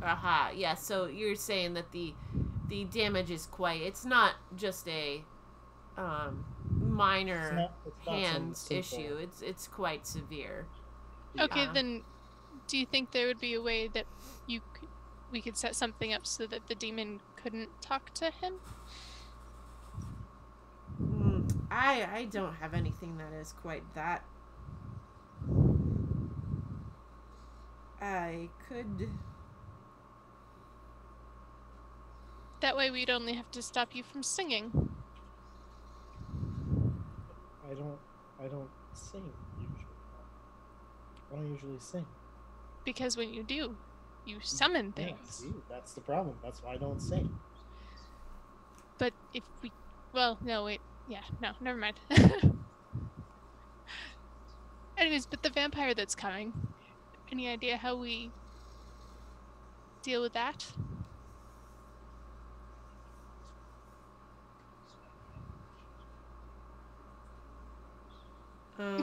I'm trying to think about my spells and if there's something. But if it's a demon, my protection from evil and good goes against aberrations, celestials, elementals, fays, fiends, and undead. But it doesn't last that long. We would need like an amulet or something that would perhaps, and I'm not sure how effective it would be. But perhaps an amulet of some kind we could try to create. It would take a few days for us to do that. As for the vampire, I don't have a lot of knowledge of... Oh yeah, also he might have people working in the city. That could be an issue. Because while we were in that other city... Zizerdeath. Zizerdeath, that's the one. There were some people working for the vampire in the city. Somehow the demon and the vampire are all tied together. Wait, did Teddy's demon? No, Zimia's. Zimia, the pact that the demon that she made the pact with, is sort of related to the vampire. Is extremely related to the vampire. We just aren't sure how and or how to. Okay. Well, Simia, I feel like we have a number of things to go over with you. I know, because I got a lot of stuff going on. I'm pretty cool. And I have the demon that I made the pact with, and that's why I got so strong. And the vampire guy was the guy who gave me the book that I learned about making the pact with the demon with. That's how I learned about it. Well, I feel like the answer must lie somewhere with learning how to defeat a vampire. And I have not had to deal with a vampire myself. It's been quite a while since vampires have roamed the city. Also, he has an undead army. You just... every time you speak, more crazy things come out of your mouth. Yeah, skeletons with eyeballs. Just every word you say. So, I wonder if perhaps sometimes stories that people sing are wonderful vessels for learning about our past.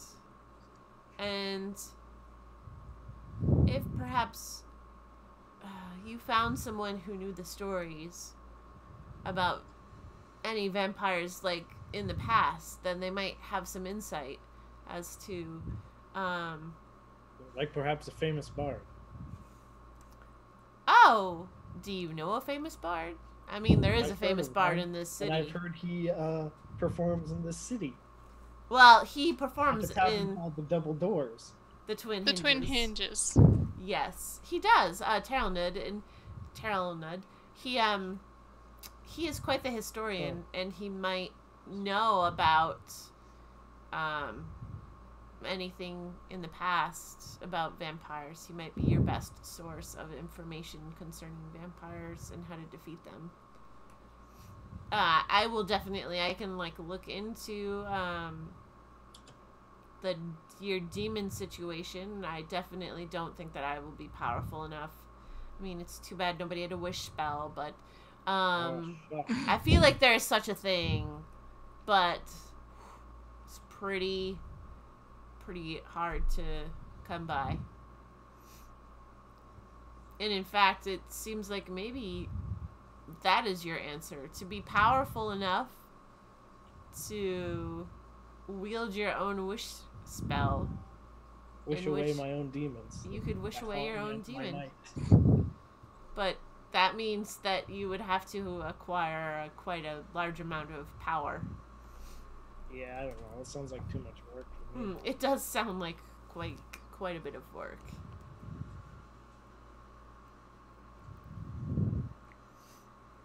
Could you give us directions to the Twin Hinges? Yes, I can. Pretty sure it's called the Double Doors Cake. Right. Yeah, so, she gives him, it's like, you know, it ends up, like, it's like, take a left, and then 3 rights, and then circle around, and take the lower street, and she ends up drawing you a little map, because it just seems to make more sense. And even then, you're kind of like, whew. Yeah, it's just that the city is just huge. So... Oh, this street's under construction, so you're gonna have to go around. Right, you know, like, you gotta do the detour, this one's not working, or it's just like, can't get through there. It's like, between 3 and 6, you can't take this road, it's always off limits, so you gotta take this other road. It's complex. And Zimmy's, but I'm not gonna see you guys again. When will I see you? We'll make sure to stop back before we head back to Kiaton. But Teddy, you're supposed to be my mentor. Jubilee is your mentor now. She's got wings and stuff. She does have wings. Yeah, she's way. I don't know if she's way cooler, but she does have wings. But I'm gonna miss my family, and you guys are the only people I know right now, and it's a pretty big city. I'm gonna be all alone.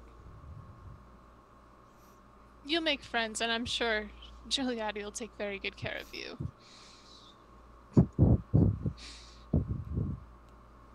But we will come and say goodbye before we leave this city. Stop that, Sarah!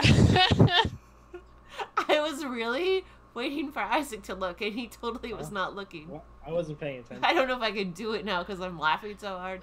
I was doing the...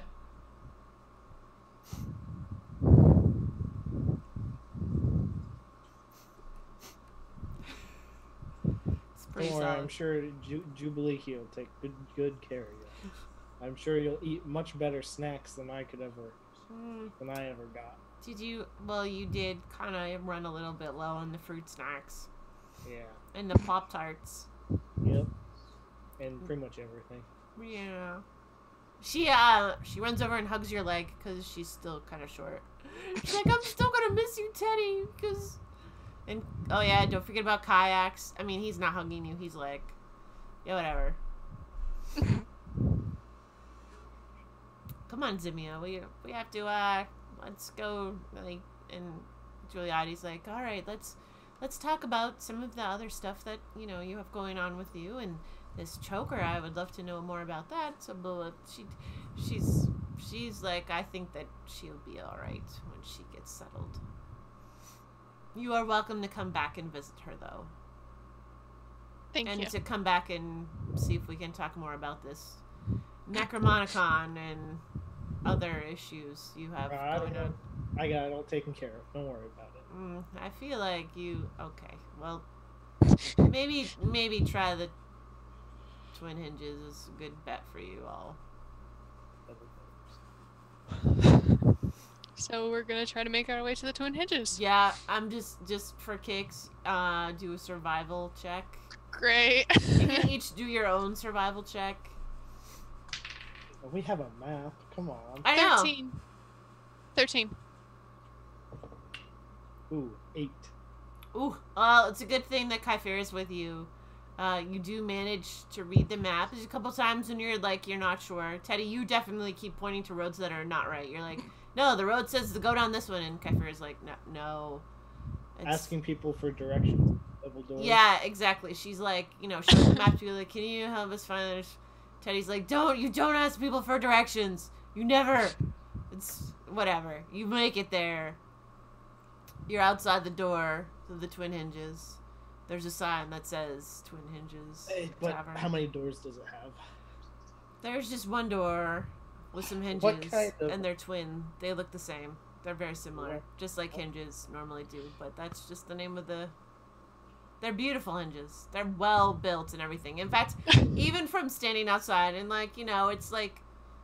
it's probably like late afternoon right now, like 3 or 4. By the time you got through the city, blah, blah, blah, all this other crap. It's like the early lunchtime. Like, even from outside, you can hear the music going. You can hear like music and like people inside. It is a happening place.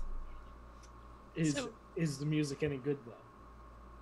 Oh, do perception. Ooh.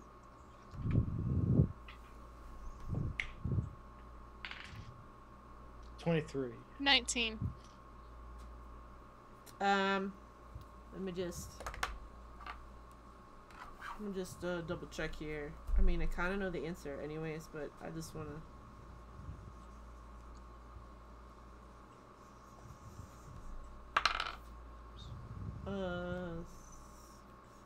yeah, no, the music is pretty legit. He sings really well. He's got a beautiful voice. He's playing the instrument.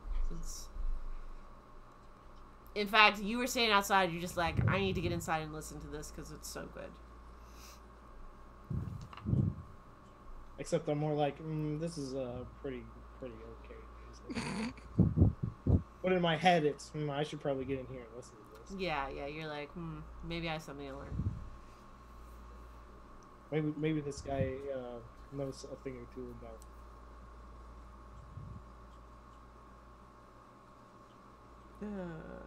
Did I do? Teddy, is this the bard that... I don't know. I haven't gone inside yet. We were walking inside. Oh, we're going inside now? Well, yeah. Why would we just stand here? I don't know. Why would you just stand there? I don't know. We're listening to the music. We would do that inside. Or we could do it outside.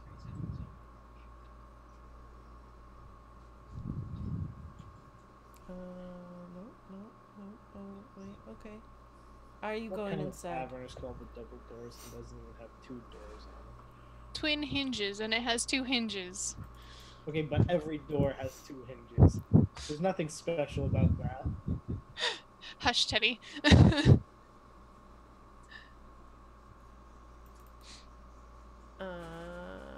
Oh, okay. I think it's right here. I just want to double, okay. It's like a tavern called Beer and Rooms. Of course it has beer and room. Or maybe not rooms, I mean if it's a tavern/inn. When we get inside, can I look around and see, Okay. like... Because I'm a gunslinger without a gun, I want to see if there are people with guns. Perception.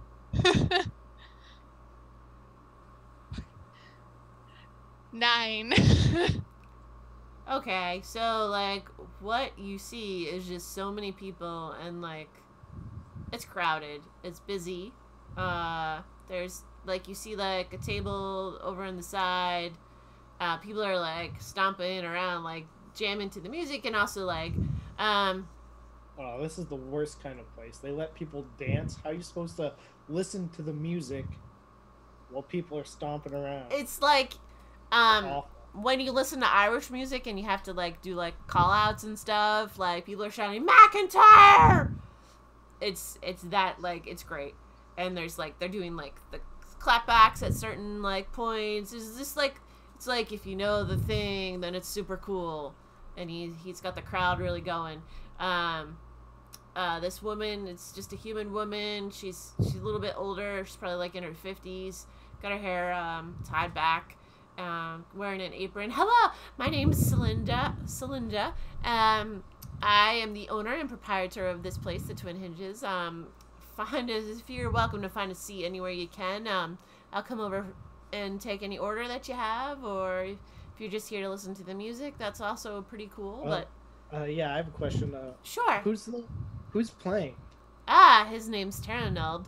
He is I've pretty heard of famous him. bard. Yes. He's pretty famous. Yes, he is. So I've heard of. Well, I mean, he's at least quite That's famous Quite a coincidence. around here. You know, we were just talking about it. We walk in and he's here. Well, he does spend quite a bit of his time here.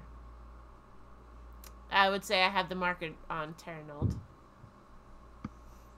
I feel like if he spends all of his time here, your tavern would be just as famous as he was. But But the tavern is quite famous.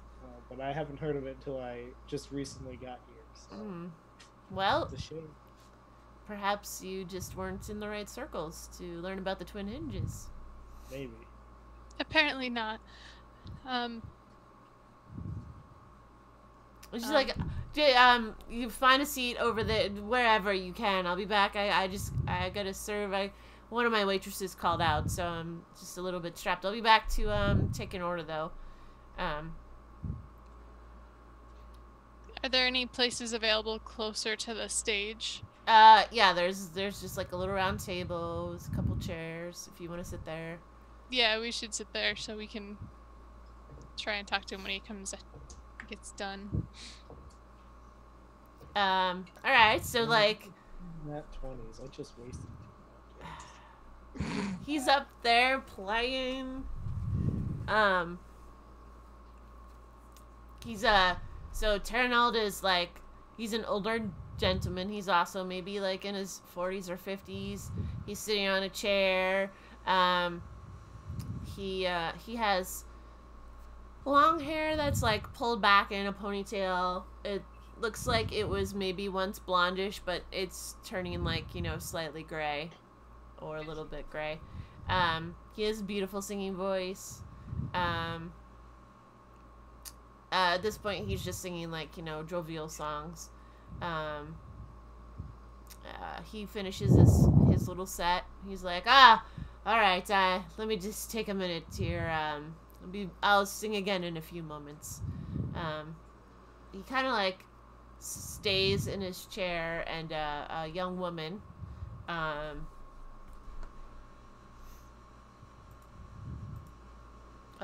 tiefling with the horns that curl around, kind of goes over to him and talks to him and brings him over a drink and seems to talk to him and whatever.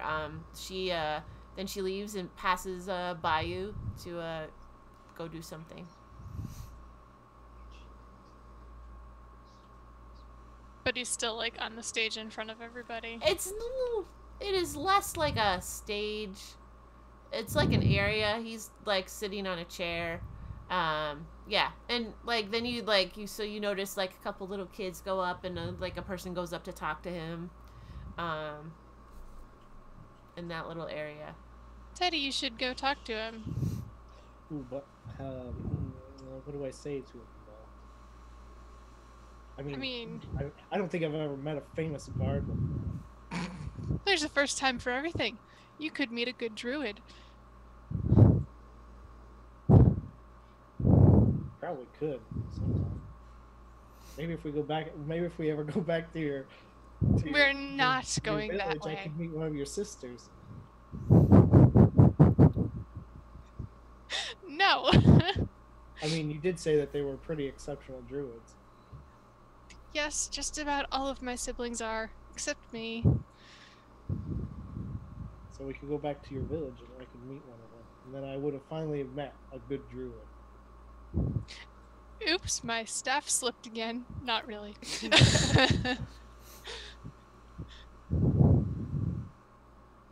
What were you here to ask him about, though? Vampires. Oh, yeah, that's true. You should go ask him to sing some of the older lore, the older songs about vampires. It's kind of like, you play to the venue, you don't want to play some sad druid. Okay, then ask him to... unless maybe it's a song about a great adventurer killing a vampire. That might work. Yes, do that. The young tiefling girl comes back with some ale for him and a little plate of something, and he eats. There's a little table next to him. There's a little chair, so he just eats that. He's like, does anybody have any requests? Anything they'd like to hear? Kyphira jumps up. My friend here does. Ah, yes. He does. What would you like to hear?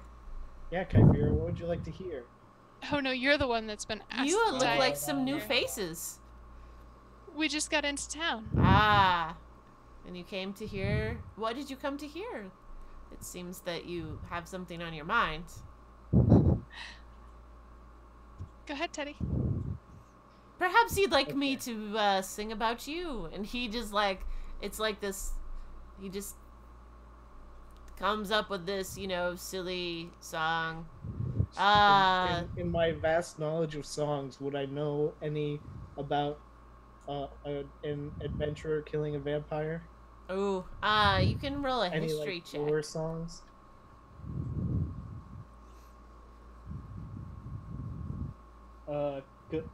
Perhaps I could roll with advantage because it pertains to me. I don't know, dude. I don't if you want because it pertains to musical knowledge. Sure, Teddy. Go ahead, roll with advantage. History. Yeah, that's not very good. That's even worse. So an 11. You feel like this one time at band camp someone mentioned a song with vampires, but it's like the day you skipped class and like. Ooh. So it's like all the other kids were talking about it, and then you were like, it's like outskirtish. You're like, I gotta feel like there's this song, but what is it about? I'm not sure.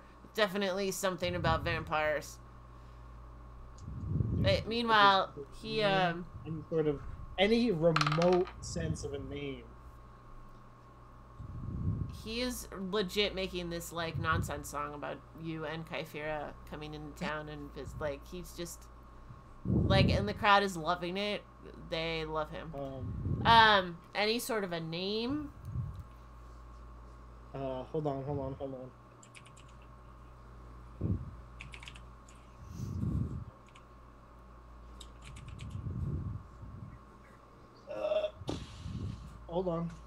I'm gonna. Oh, yeah. Would you happen to know a song about a man named Von Helsinger?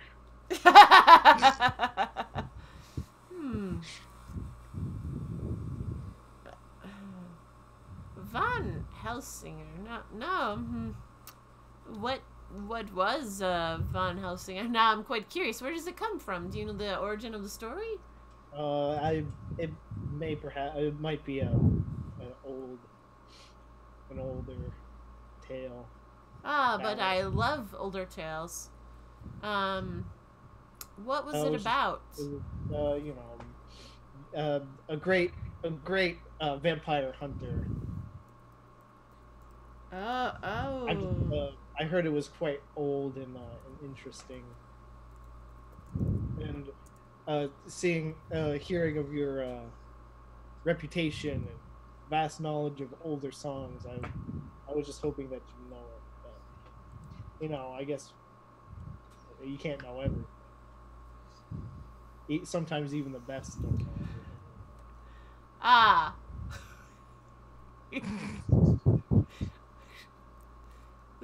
This is totally the name generator's fault. I want you to know that right now, straight up. Was it Isaac? No.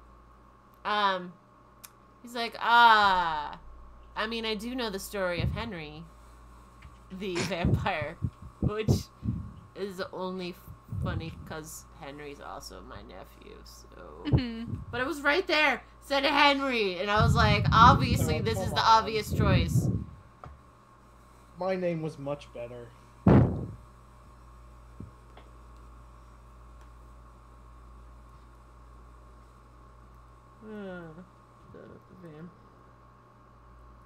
I'll make him the vampire hunter. I do know the story of Henry, the vampire hunter, and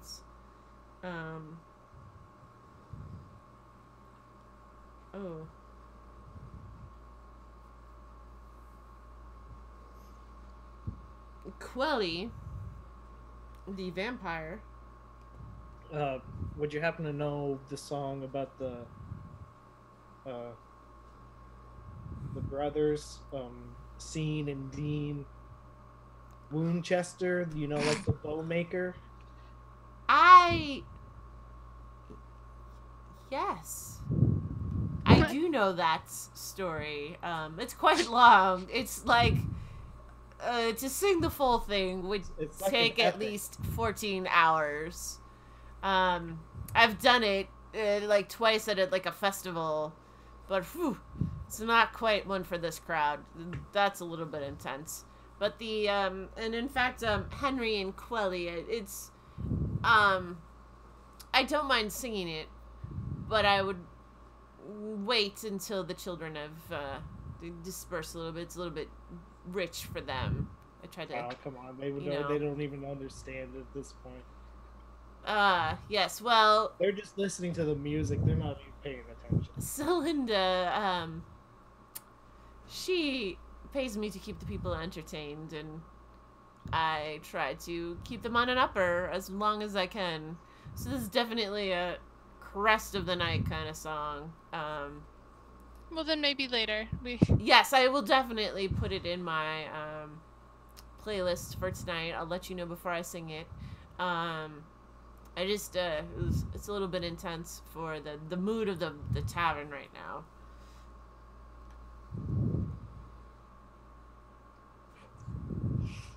Well, for the mood, perhaps you'd, what's the word I'm looking for? You'd like to humor me. I love to humor everyone. What kind of humor should we do? I was just wondering if you'd like to have a little contest. Oh, what kind of a contest? I am a bard as well. Ah, would you like to have a playoff of some kind? Of sorts. If you'd be interested. Now, I'm probably no, not of the caliber of you, seeing as how you're a famous bard. But I think it should be an interesting matchup. Sure, I would love a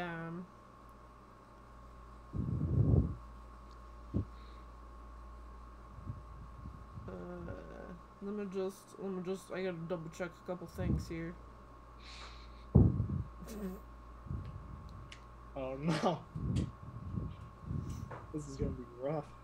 I swear if you start singing. Oh no, why would it's just it's a contest of musical prowess. You know, it's like dueling banjos. okay, yeah, sure. Let me he takes out a harp. His harp that he's playing. Yeah. Well, I had to do it to him. I take out the bandboard. Ah, you have another instrument of the bards. Yeah, I acquired this one a little while ago. Ah, it's quite nice. Yeah, that's what I thought when I saw it. So, I just had to have it. That sounds a little bit suspicious, but What do you mean?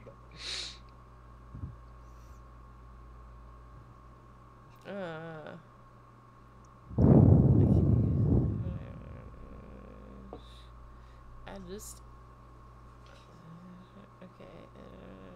Is it just him? He doesn't have any other band? No other members? No. It's just him? It is him and this tiefling young woman who could play with him if you wanted, but I mean, she also plays. He's like, yes, my friend here, Arinari, also plays. If you want, I mean, if you're just looking, if you were looking to do a duel one-on-one, I just, No, that was more of a just to see if there was anyone else on the stage that was playing. She occasionally will play. She's kind of like my apprentice. She's learning some of the songs that I sing and such. If you don't mind, allow me to set the mood with some background music. Okay, yeah, sure. So I cast Unearthly Course. I had to do it to him. He goes, that's lovely. I see where I mean, and it's upbeat. If you feel you need it, I won't take it from you. I guess if you need the extra boost. We're both bards, you know. We gotta you know. I never said I was better. I just said it would be interesting. Sure.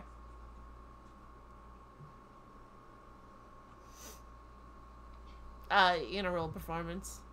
Okay, here we go. Okay, that's awful. Ooh. 24. Alright.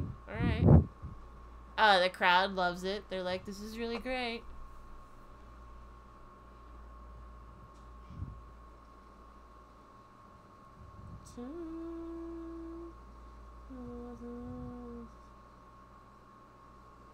Okay, yeah.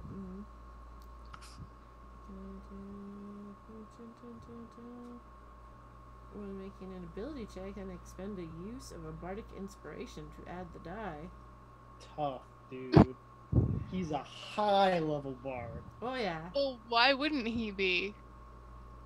He's high level on purpose. Wait, can I do that?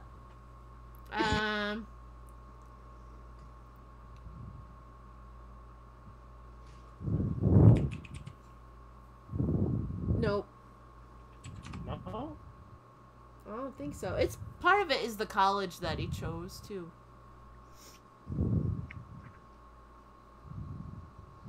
But part of it is because he's pretty high level. He's like a level 68. Oh yeah? Ooh. Yeah, it's just pretty solid. Solve all the world's problems then.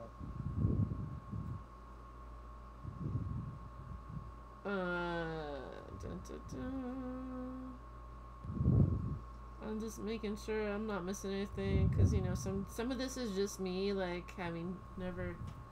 Okay. Okay. Oh yeah. Ooh.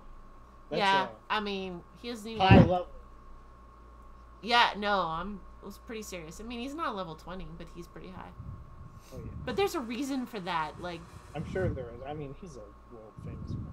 Exactly. Kind of did it on purpose. But anyways, like he kind of just like you were spectacular. He just like blows their socks off. Like socks literally come off feet and like fly the back of it. It's just that.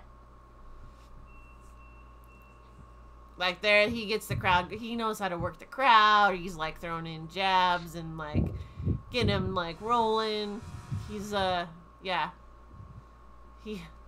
It's a good time. He loves it. That like he's like, that was quite fun. I enjoyed. Would you like to sing with me as well? Do you do any duets or?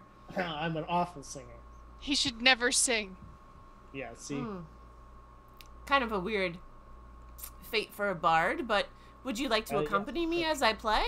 Do you know any songs? I know a few songs. Or how is your general accompaniment? You know, can you just like pick up a tune and join in? I mean, probably, yeah. I can try. All right. Obviously, I still have much to learn. Sure. I mean, listen, we all started out somewhere.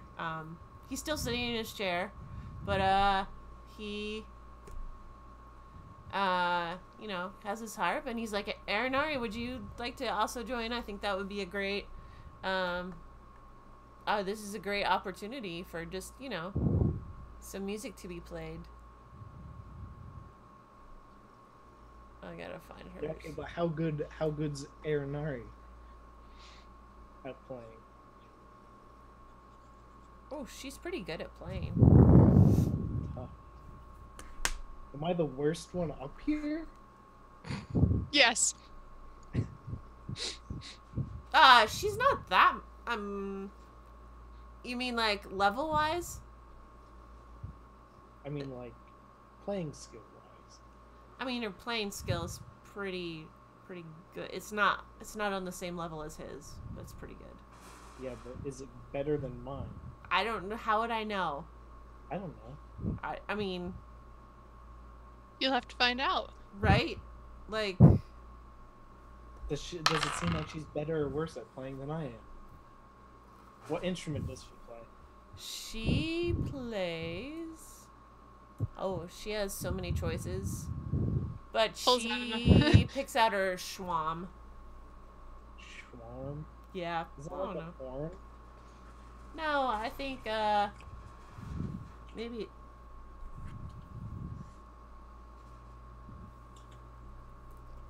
Sean. Isn't it Sean? Oh, it's like another flute. Sean. A schwam. Yeah. No, it's kind of like it's like a horn. Horn flute. Yeah, I guess it. Yeah. It's got a reed in it, though. Ooh, weird. Yeah. But that's what she pulls out. So it's like mixed. You know, it's like a clarinet. Yeah. Ah, so she's the Squidward of the group.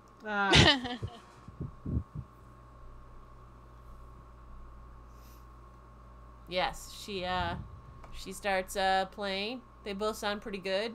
If you wanna roll a join in. Yeah, sure, I'll try. 17. Great, yeah, you're doing. I mean, you're catching up. It's pretty obvious that they've been playing together before, so you're trying to catch into a tune. I'm just kind of playing melody while they're doing all of this. Right, yeah. But, the crowd's still liking it. It's great. They're all having a good time. You can stay up for a couple sets. Celinda comes over. Hi, what would you like to drink? Food? What would you, we got lots of choices here. We would probably like food and would you drink. like some fire ale? That's our specialty. Sure. That's a big, no. You're not here. What about your friend? Would you fire ale for your friend as well? Sure, why not? What?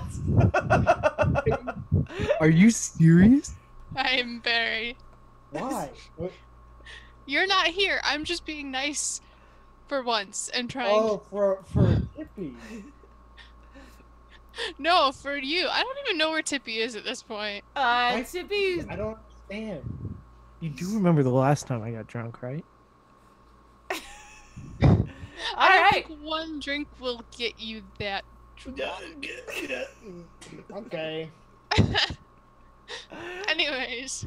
Alright, she goes off to, and food? Would you like some food? Yes, what do you have for specialties? I got so many choices. Everything, run of the mill. We got a lot of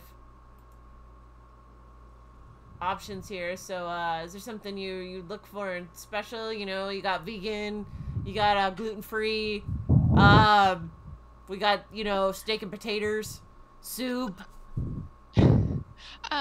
sandwiches, falafels. We don't have Chinese. Damn. Right? It's just not quite my style. But soup would be good. all right. And a sandwich. We got like a chicken soup, or we got like a chowder, or chicken soup. Great, and a sandwich. Yes.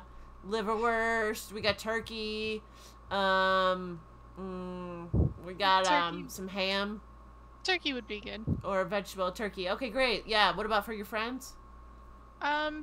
You can do the same. Okay, awesome. I'll be right over, honey. It's I see he's up there performing. That's great. It's nice. Actually, and as you're up there, Teddy, I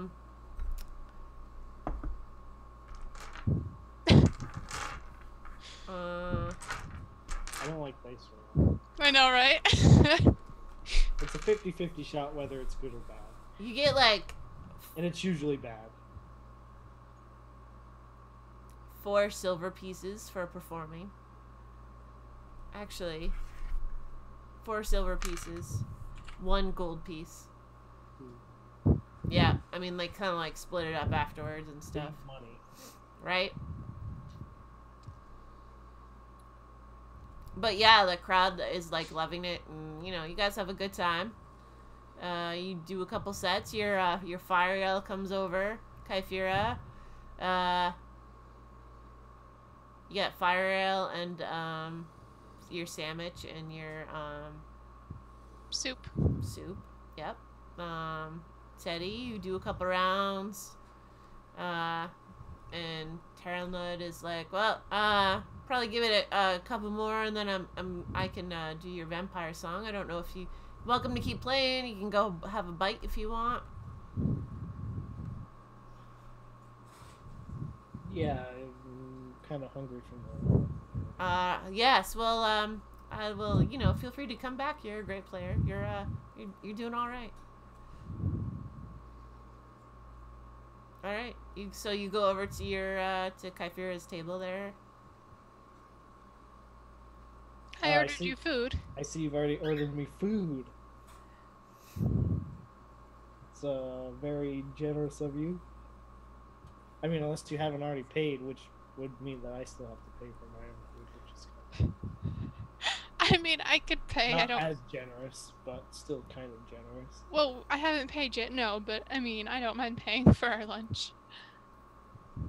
It's more like dinner at this point. Okay, dinner. I don't mind paying either way.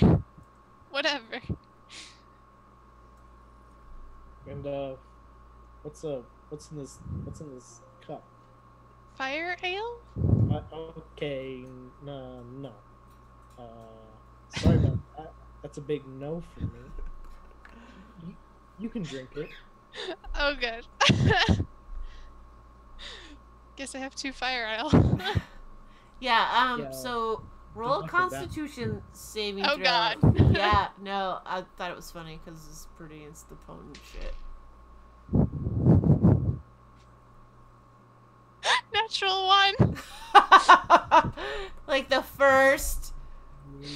You don't even make it through the first one. You're just like, holy, like you are now like drunk Yui. I don't know if I can do drunk. I don't have many frames of reference. Just make all the poor choices. She's traveling with you. Ask the disembodied voice of Brandon or something. I'm sure it'll be fine. I don't know where he went. Lands on the floor. The floor is beautiful. This is some She just passes out. That's probably the worst decision she could ever make. Yes, that's pretty fair. She passes out. Teddy to himself. Leaving Teddy to acquire all of the information they need for their next journey. That's the absolute worst decision Kyphira could possibly make. All right, well, there you go. And that's basically what happened. She just passes out, and that's it. Kyphira is done. Kyphira passes out. Like, you didn't even eat any of your food. You just took a sip of your fire ale. That's what it was. No, you're out. She was super thirsty and just wanted that. And I was like, it was just like you drink it and then immediate regret. Yeah. So she's like slumped on her thing, and Celinda comes over. She's like, seems like the fire arrow was a little too important for her. Yeah, I don't think she drinks much. Are you guys going to be staying the night? And I think that she might be out for a bit. Yeah, we'll take 2 rooms. All right. I'll have one of the guys carry her upstairs. Then that seems to be the wisest. She has one of her, the bodyguard, not really bodyguard, but like the dudes who just bouncer, like a bouncer. Yeah, carry her upstairs to a room. Does not change any clothes or anything. Just FYI. Just dumps me on the bed and walks away. Bed, yeah. Well, it could have been a female bouncer. Either way, dumps me on the bed and walks away. Dumps you on the bed, walks away. So you Terralnud. Celinda? Celindia? Yeah. Yes. The one giving us the food, the waiter. That's the word. Yeah, Celindia. if she doesn't eat that, do we still have to pay for it? Wow. Wow. Well, you know, I could, I can't quite take it back, you know, health reasons, but, we could wrap it up for her and save it for later. She will need to eat. When she's, finished with her, when she's woken up. Yeah, that's fine. I'll just. Quite, so, do you want the rest of her, drink? No. You can just charge her for that. Do you want anything of your own? We've got some water, some cider, some milk. Yeah, I'll just take some water. All right. So yeah, I'll go grab you some water. Fresh from the brook. Fresh brook water. Well, I mean, it's better than dirty water, which is also a possibility. But she comes back. She you know, she winks at Terlna, and like you can tell they're a little casual. But he finishes up his set. So that's why he keeps coming back to this tavern.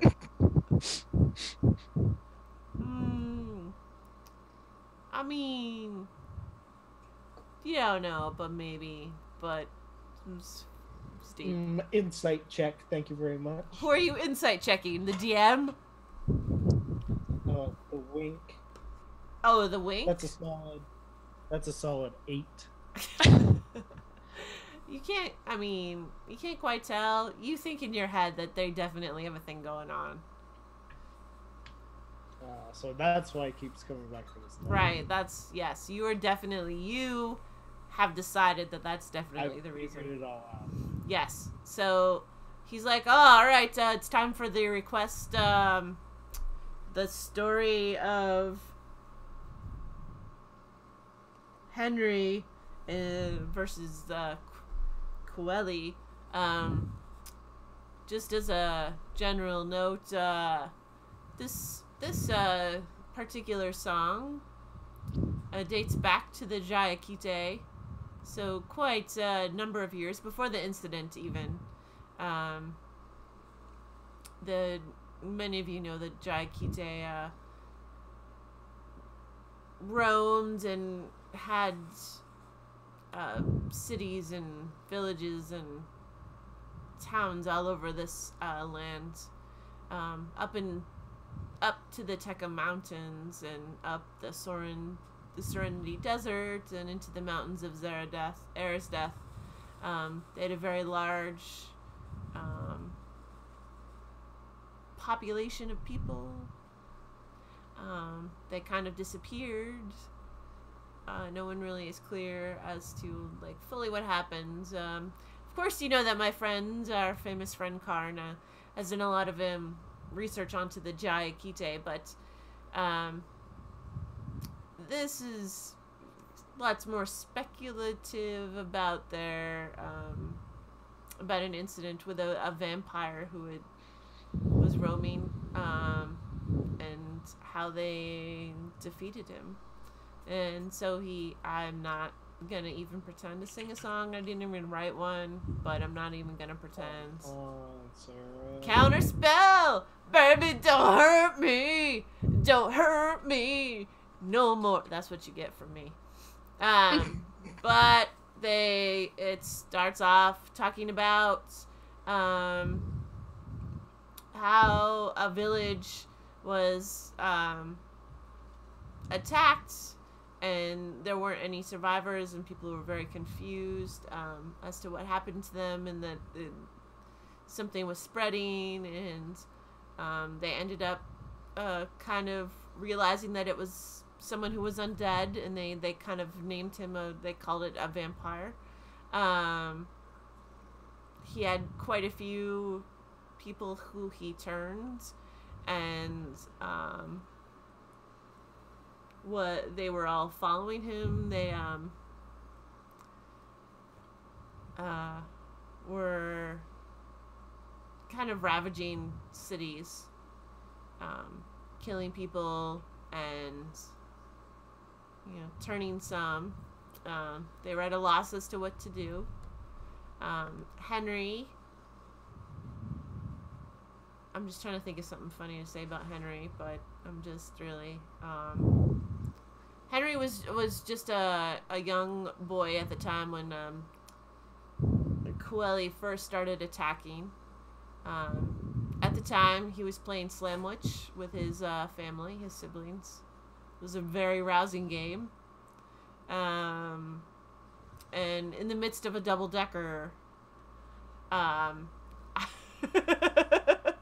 really mostly just looking at Isaac's face right now, so...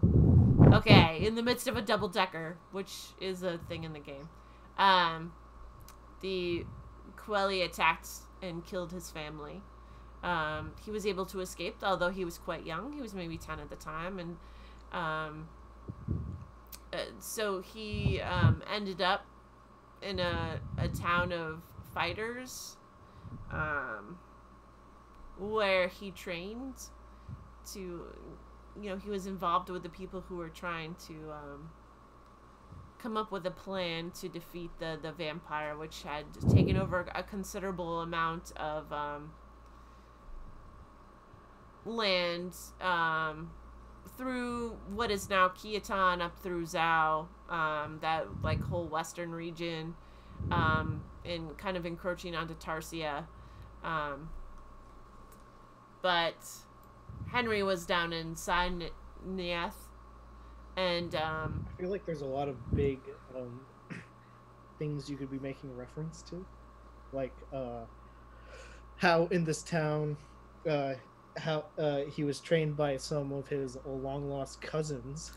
Yes, well, there were some cousins who took him in, and they trained him in the ways of magic and of fighting. No. Nice yes. No, not magic. Not yes. Magic. Well, it's either that or Pokemon, because that's what he was looking for. No. He uses a hammer, and so he was taught in the ways of Smash.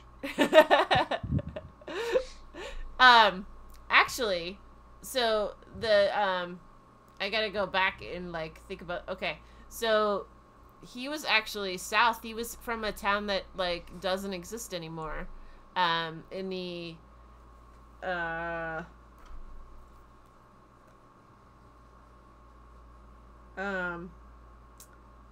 and I gotta see if I can find a good picture of it, because I had one, but now I don't know where it is. Maybe this is the one.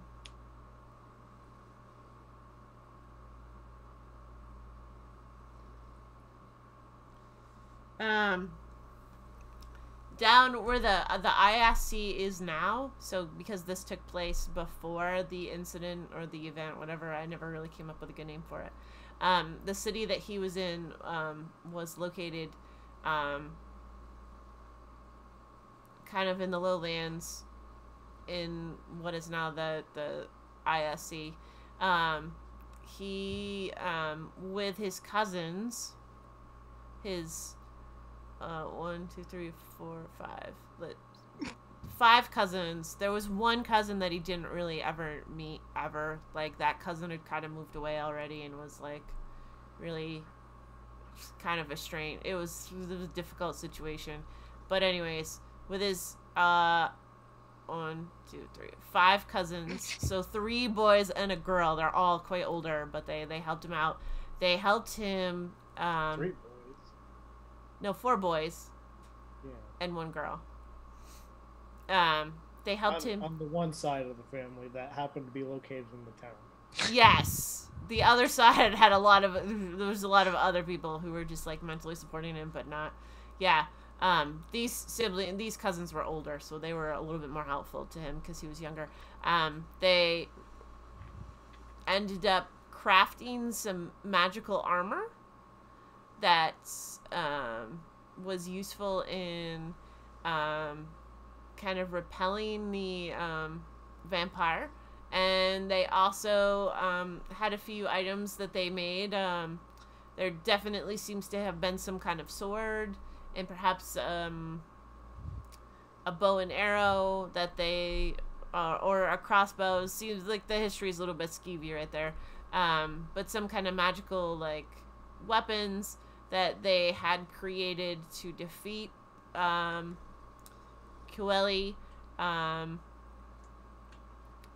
So he and his cousins all went out and were able to defeat the vampire. There was also, like, it looks like they had some magic also at their disposal. Like, one of them at least was a magic user, but maybe two of them. One was definitely, like, pretty hardcore into magic. Like, super into magic. I'm not quite sure what all the other ones were into. I mean, like, one was like a closet nerd, but then also not a nerd, and like worked with his dad. I don't know. And then this other one was like trying to be a scholar, but initially wanted to maybe. After the town was attacked, he took up the. Yeah, it was kind of weird because, like, at one point he wanted to be, like, a doctor or something, or, like, an engineer of some, like, a mechanical engineer of some kind to, like, make bridges for the town. But then, like, totally moved into, like, a arcane kind of science thing, and it was strange. And then the other cousin mostly just liked counting money, so I don't really know how useful he was in the situation, but definitely helped keep the party funds. And the girl was good.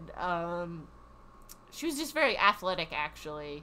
So I'll give her that. She was definitely into working out. So a monk, possibly. She was a monk. Yes, she was definitely a monk. She was pretty solid. Yeah, I'm not sure what to do with the one who just did money and was. I'll think of something for him. So yeah. They all worked together and they were able to defeat Quelly.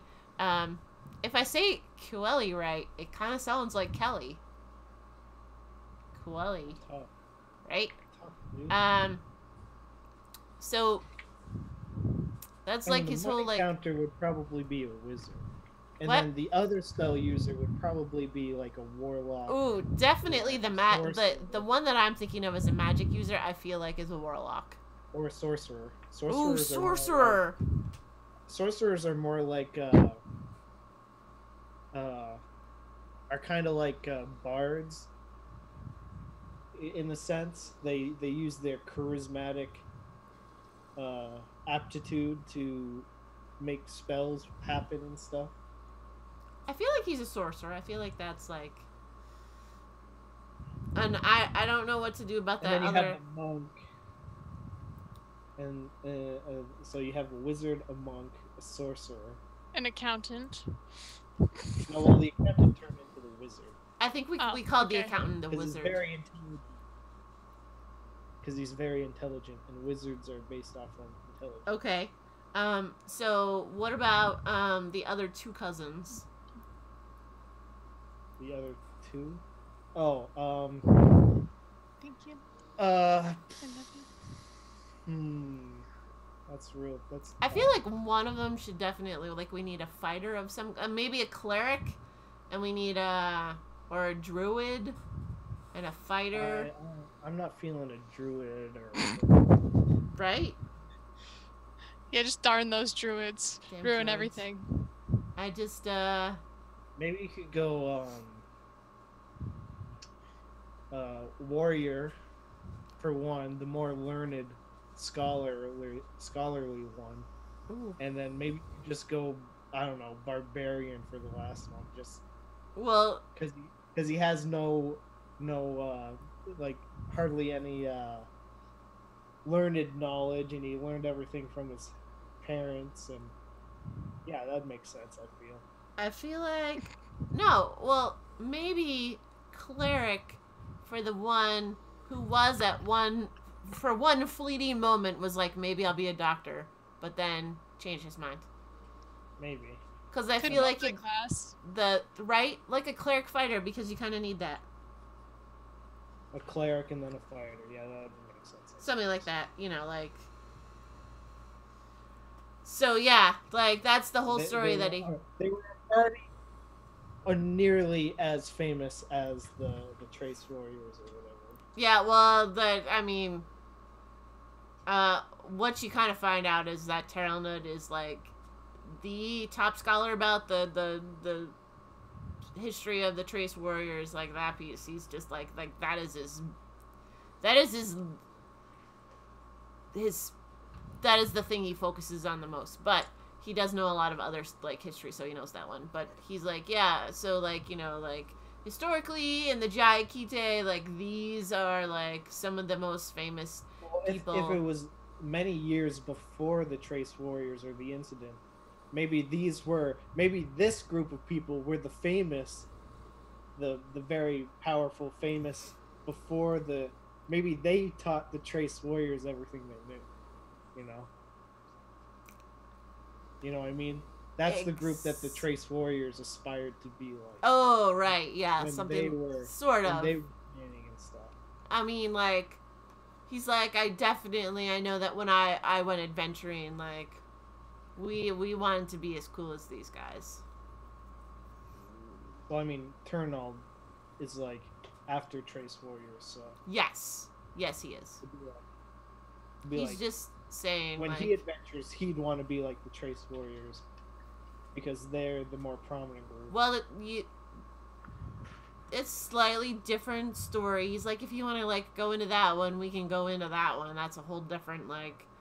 Well, I mean, there's less people in the Trace Warriors. It was a smaller the band of posse. Henry and his cohorts didn't have a bard or a druid. Yeah, no, they did not. Like, it was just like 3 of them. There are 2 or 3. It's kind of sketchy about the actual number, but there was just a few of them that fought together. But yeah, no, I mean, this is definitely like one of the premiere of the Jayakite, like one of the top stories that like we have definitely found record of and have been able to trace out. We don't know what happened to them. It seems like maybe their armor and their weapons were kept, but after the incident, you know, everything was flooded. Though the Jayakite kind of died out, and then the incident happened thousands of years later, and like we don't know where those materials went to. People kind of speculate maybe it's somewhere in the Ayath Ocean. Not really sure. Could be somewhere else. Could also be somewhere in the Tekken Mountains. You know, like maybe they spread it around. But that, like, out of all the things, like the armor and some of the weapons that they had, and then just the knowledge of some of the spells that the 2 magic users had were definitely key. Part of it was just having enough like I don't want to say levels because that wouldn't sound right, but basically experience? Yeah, like their experience was enough that they like were able to you know, defeat this vampire.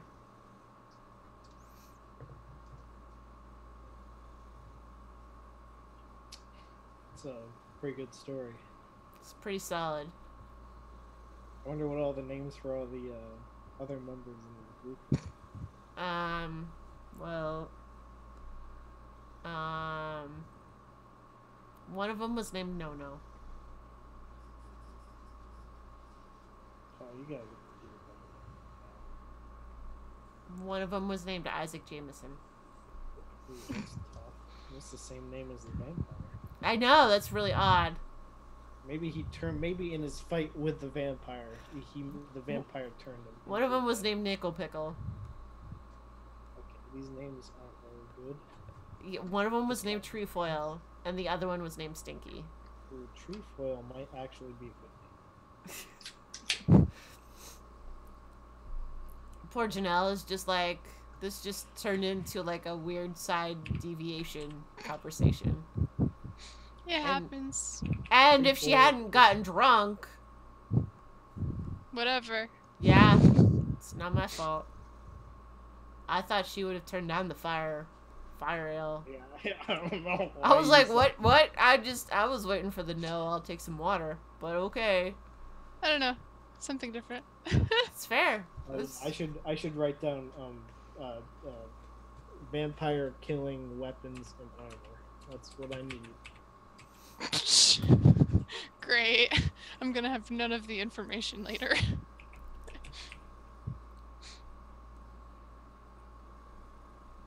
Possibly. He also like said that like seemed like they had some research somewhere about like things, special like tactics for hunting vampires, but like that was lost. But that they had some knowledge about like tactics and stuff. I mean, we don't need tactics. We just have to wait a few days and they'll be there. They're the foremost experts on slaying vampires. Yes. Ages ago.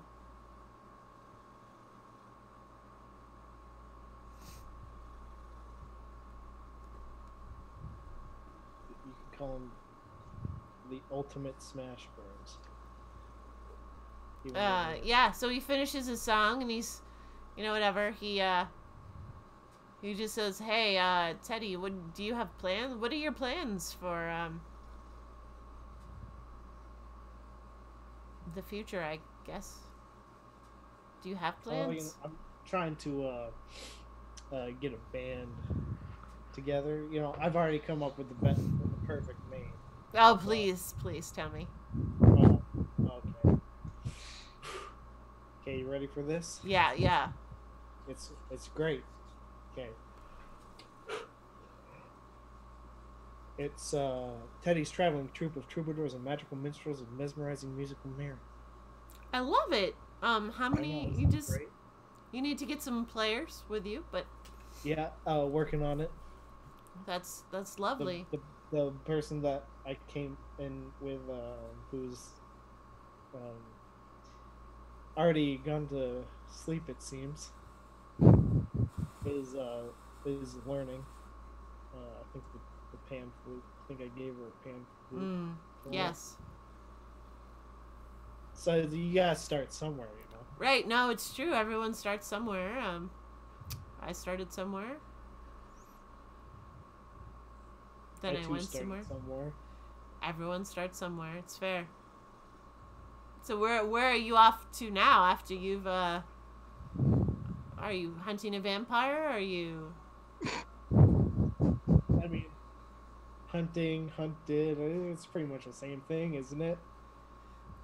Well, I feel like hunting gives you the power, whereas hunted takes the power from you and gives it to somebody else. I don't see it that way. See, as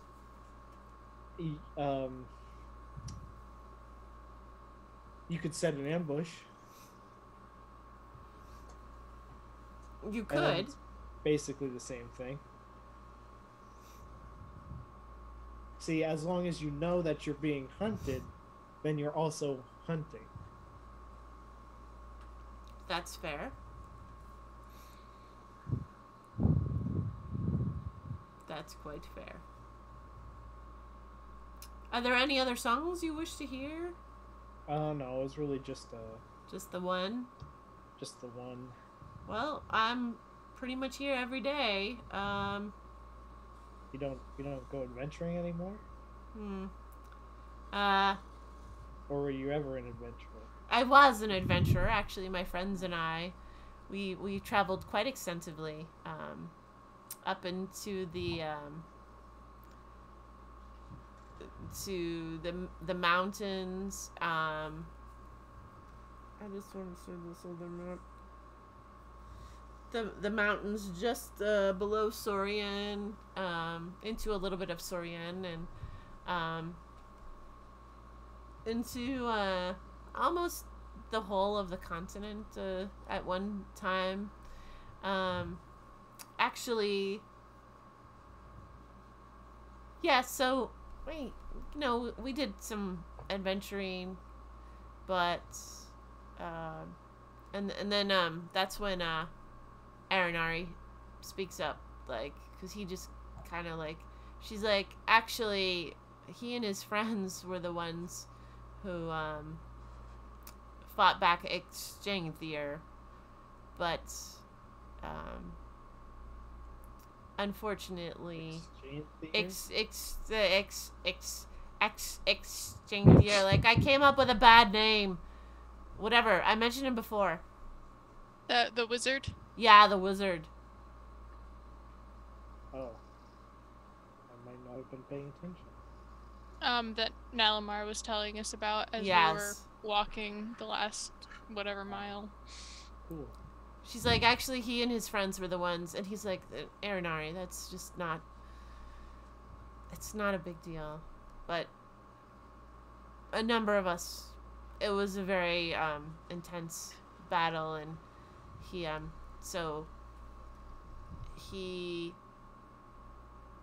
notice, like, you start to think, and you realize he's been sitting in that chair, like, the whole time.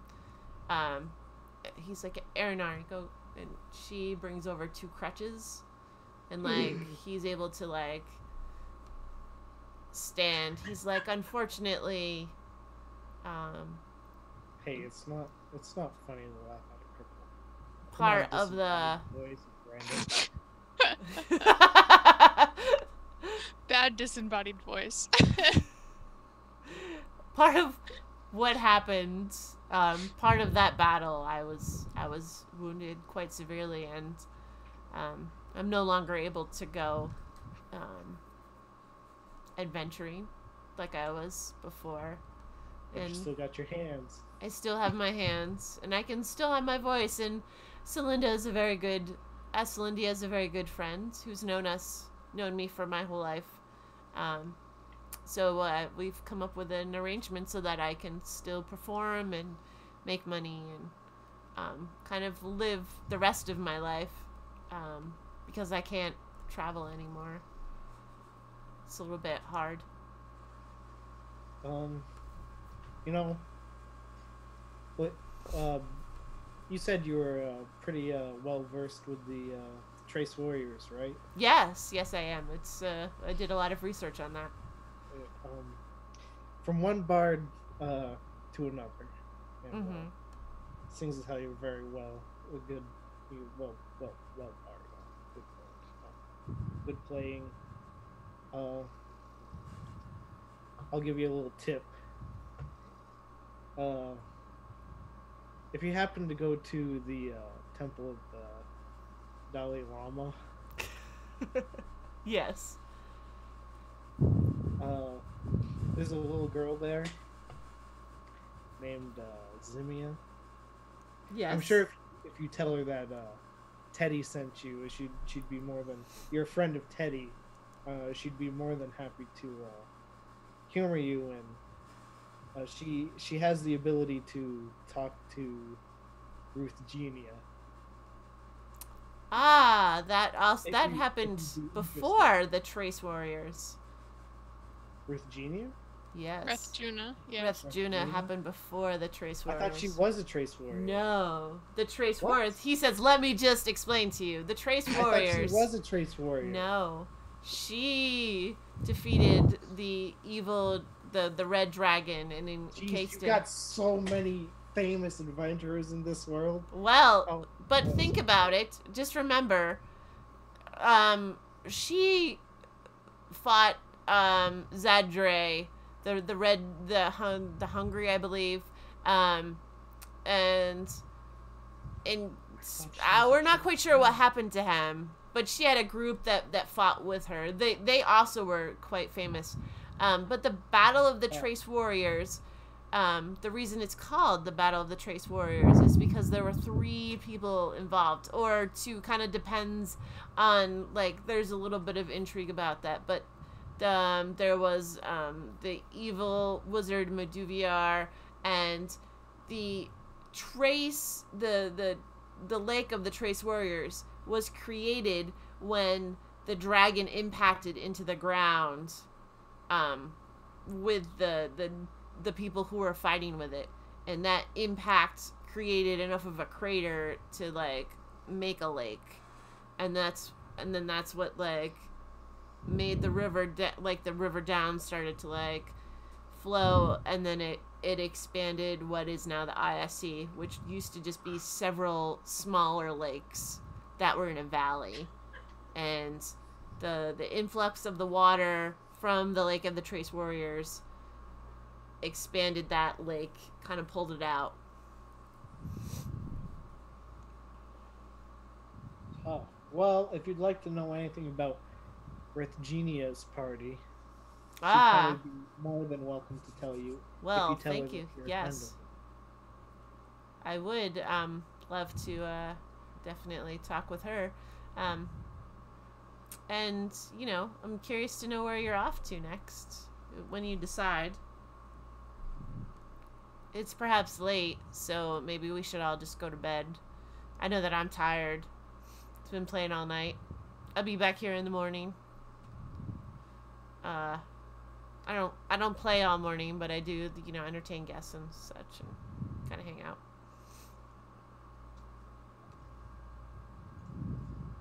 Yeah, that sounds like a good idea. It's great. Pretty sure I already got a room. Yes. Well, it was very nice to meet you, Teddy. Yes. Nice to meet you as well. Even though you're just complaining about how many stories. Yeah, there's too many. No, there's not. You can never have too many stories. That's what makes the history rich.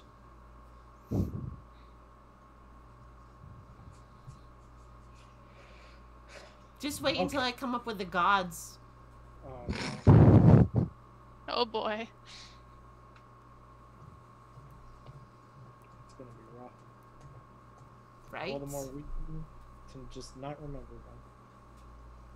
That's the reason why we have World Anvil.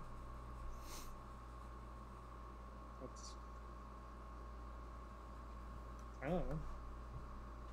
I think even... I mean, we have the Jaikite, who are like the, I think I've been there, like, twice. Ancient tribe.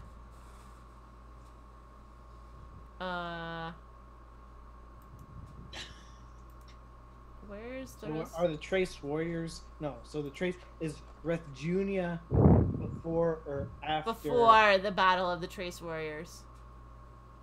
No, before or after Henry and the Vampire Slayers? After the vampire stories.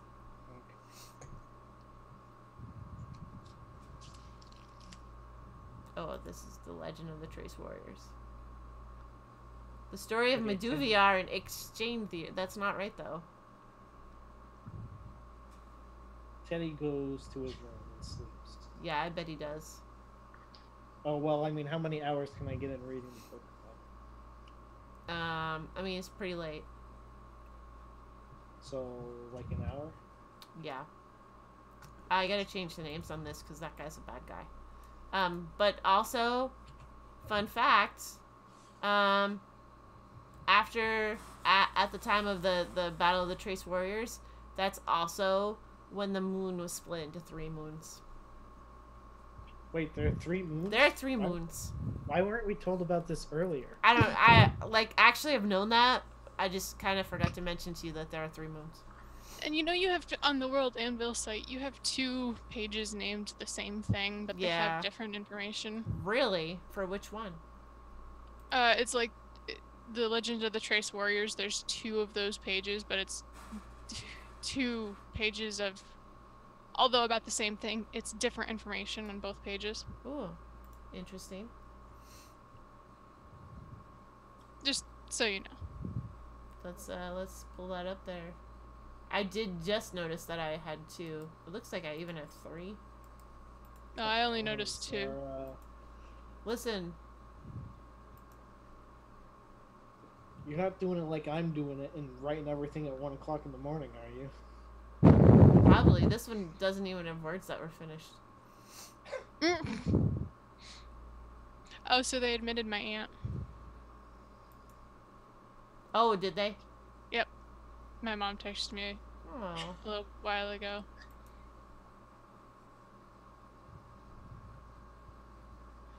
Oh, I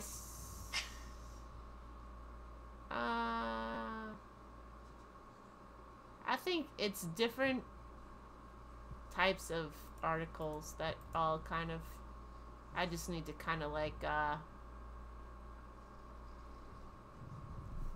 synthesize so they're a little bit more specific, or little bit more common. All right. I think that's what we got. Unless someone's got something else. Teddy?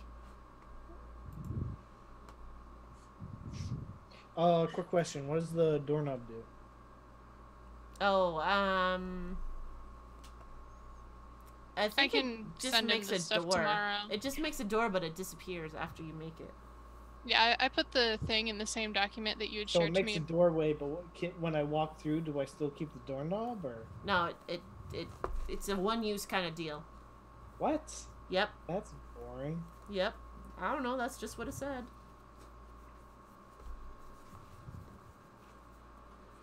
That means it's only good for one Exactly. time. Right. Very You good. gotta- I actually have to One think use. about when I want to use it, Exactly. rather than just this door's locked, throw it up there and walk through. Right. You gotta do some planning. You gotta be committed. I gotta figure out a way to make a reusable Hag's doorknob. You are a reusable Hag's doorknob. Thanks, sir. Isaacs. Alright, I think that's it. I'm stopping. Everyone have a good night. Alright. Night. Night.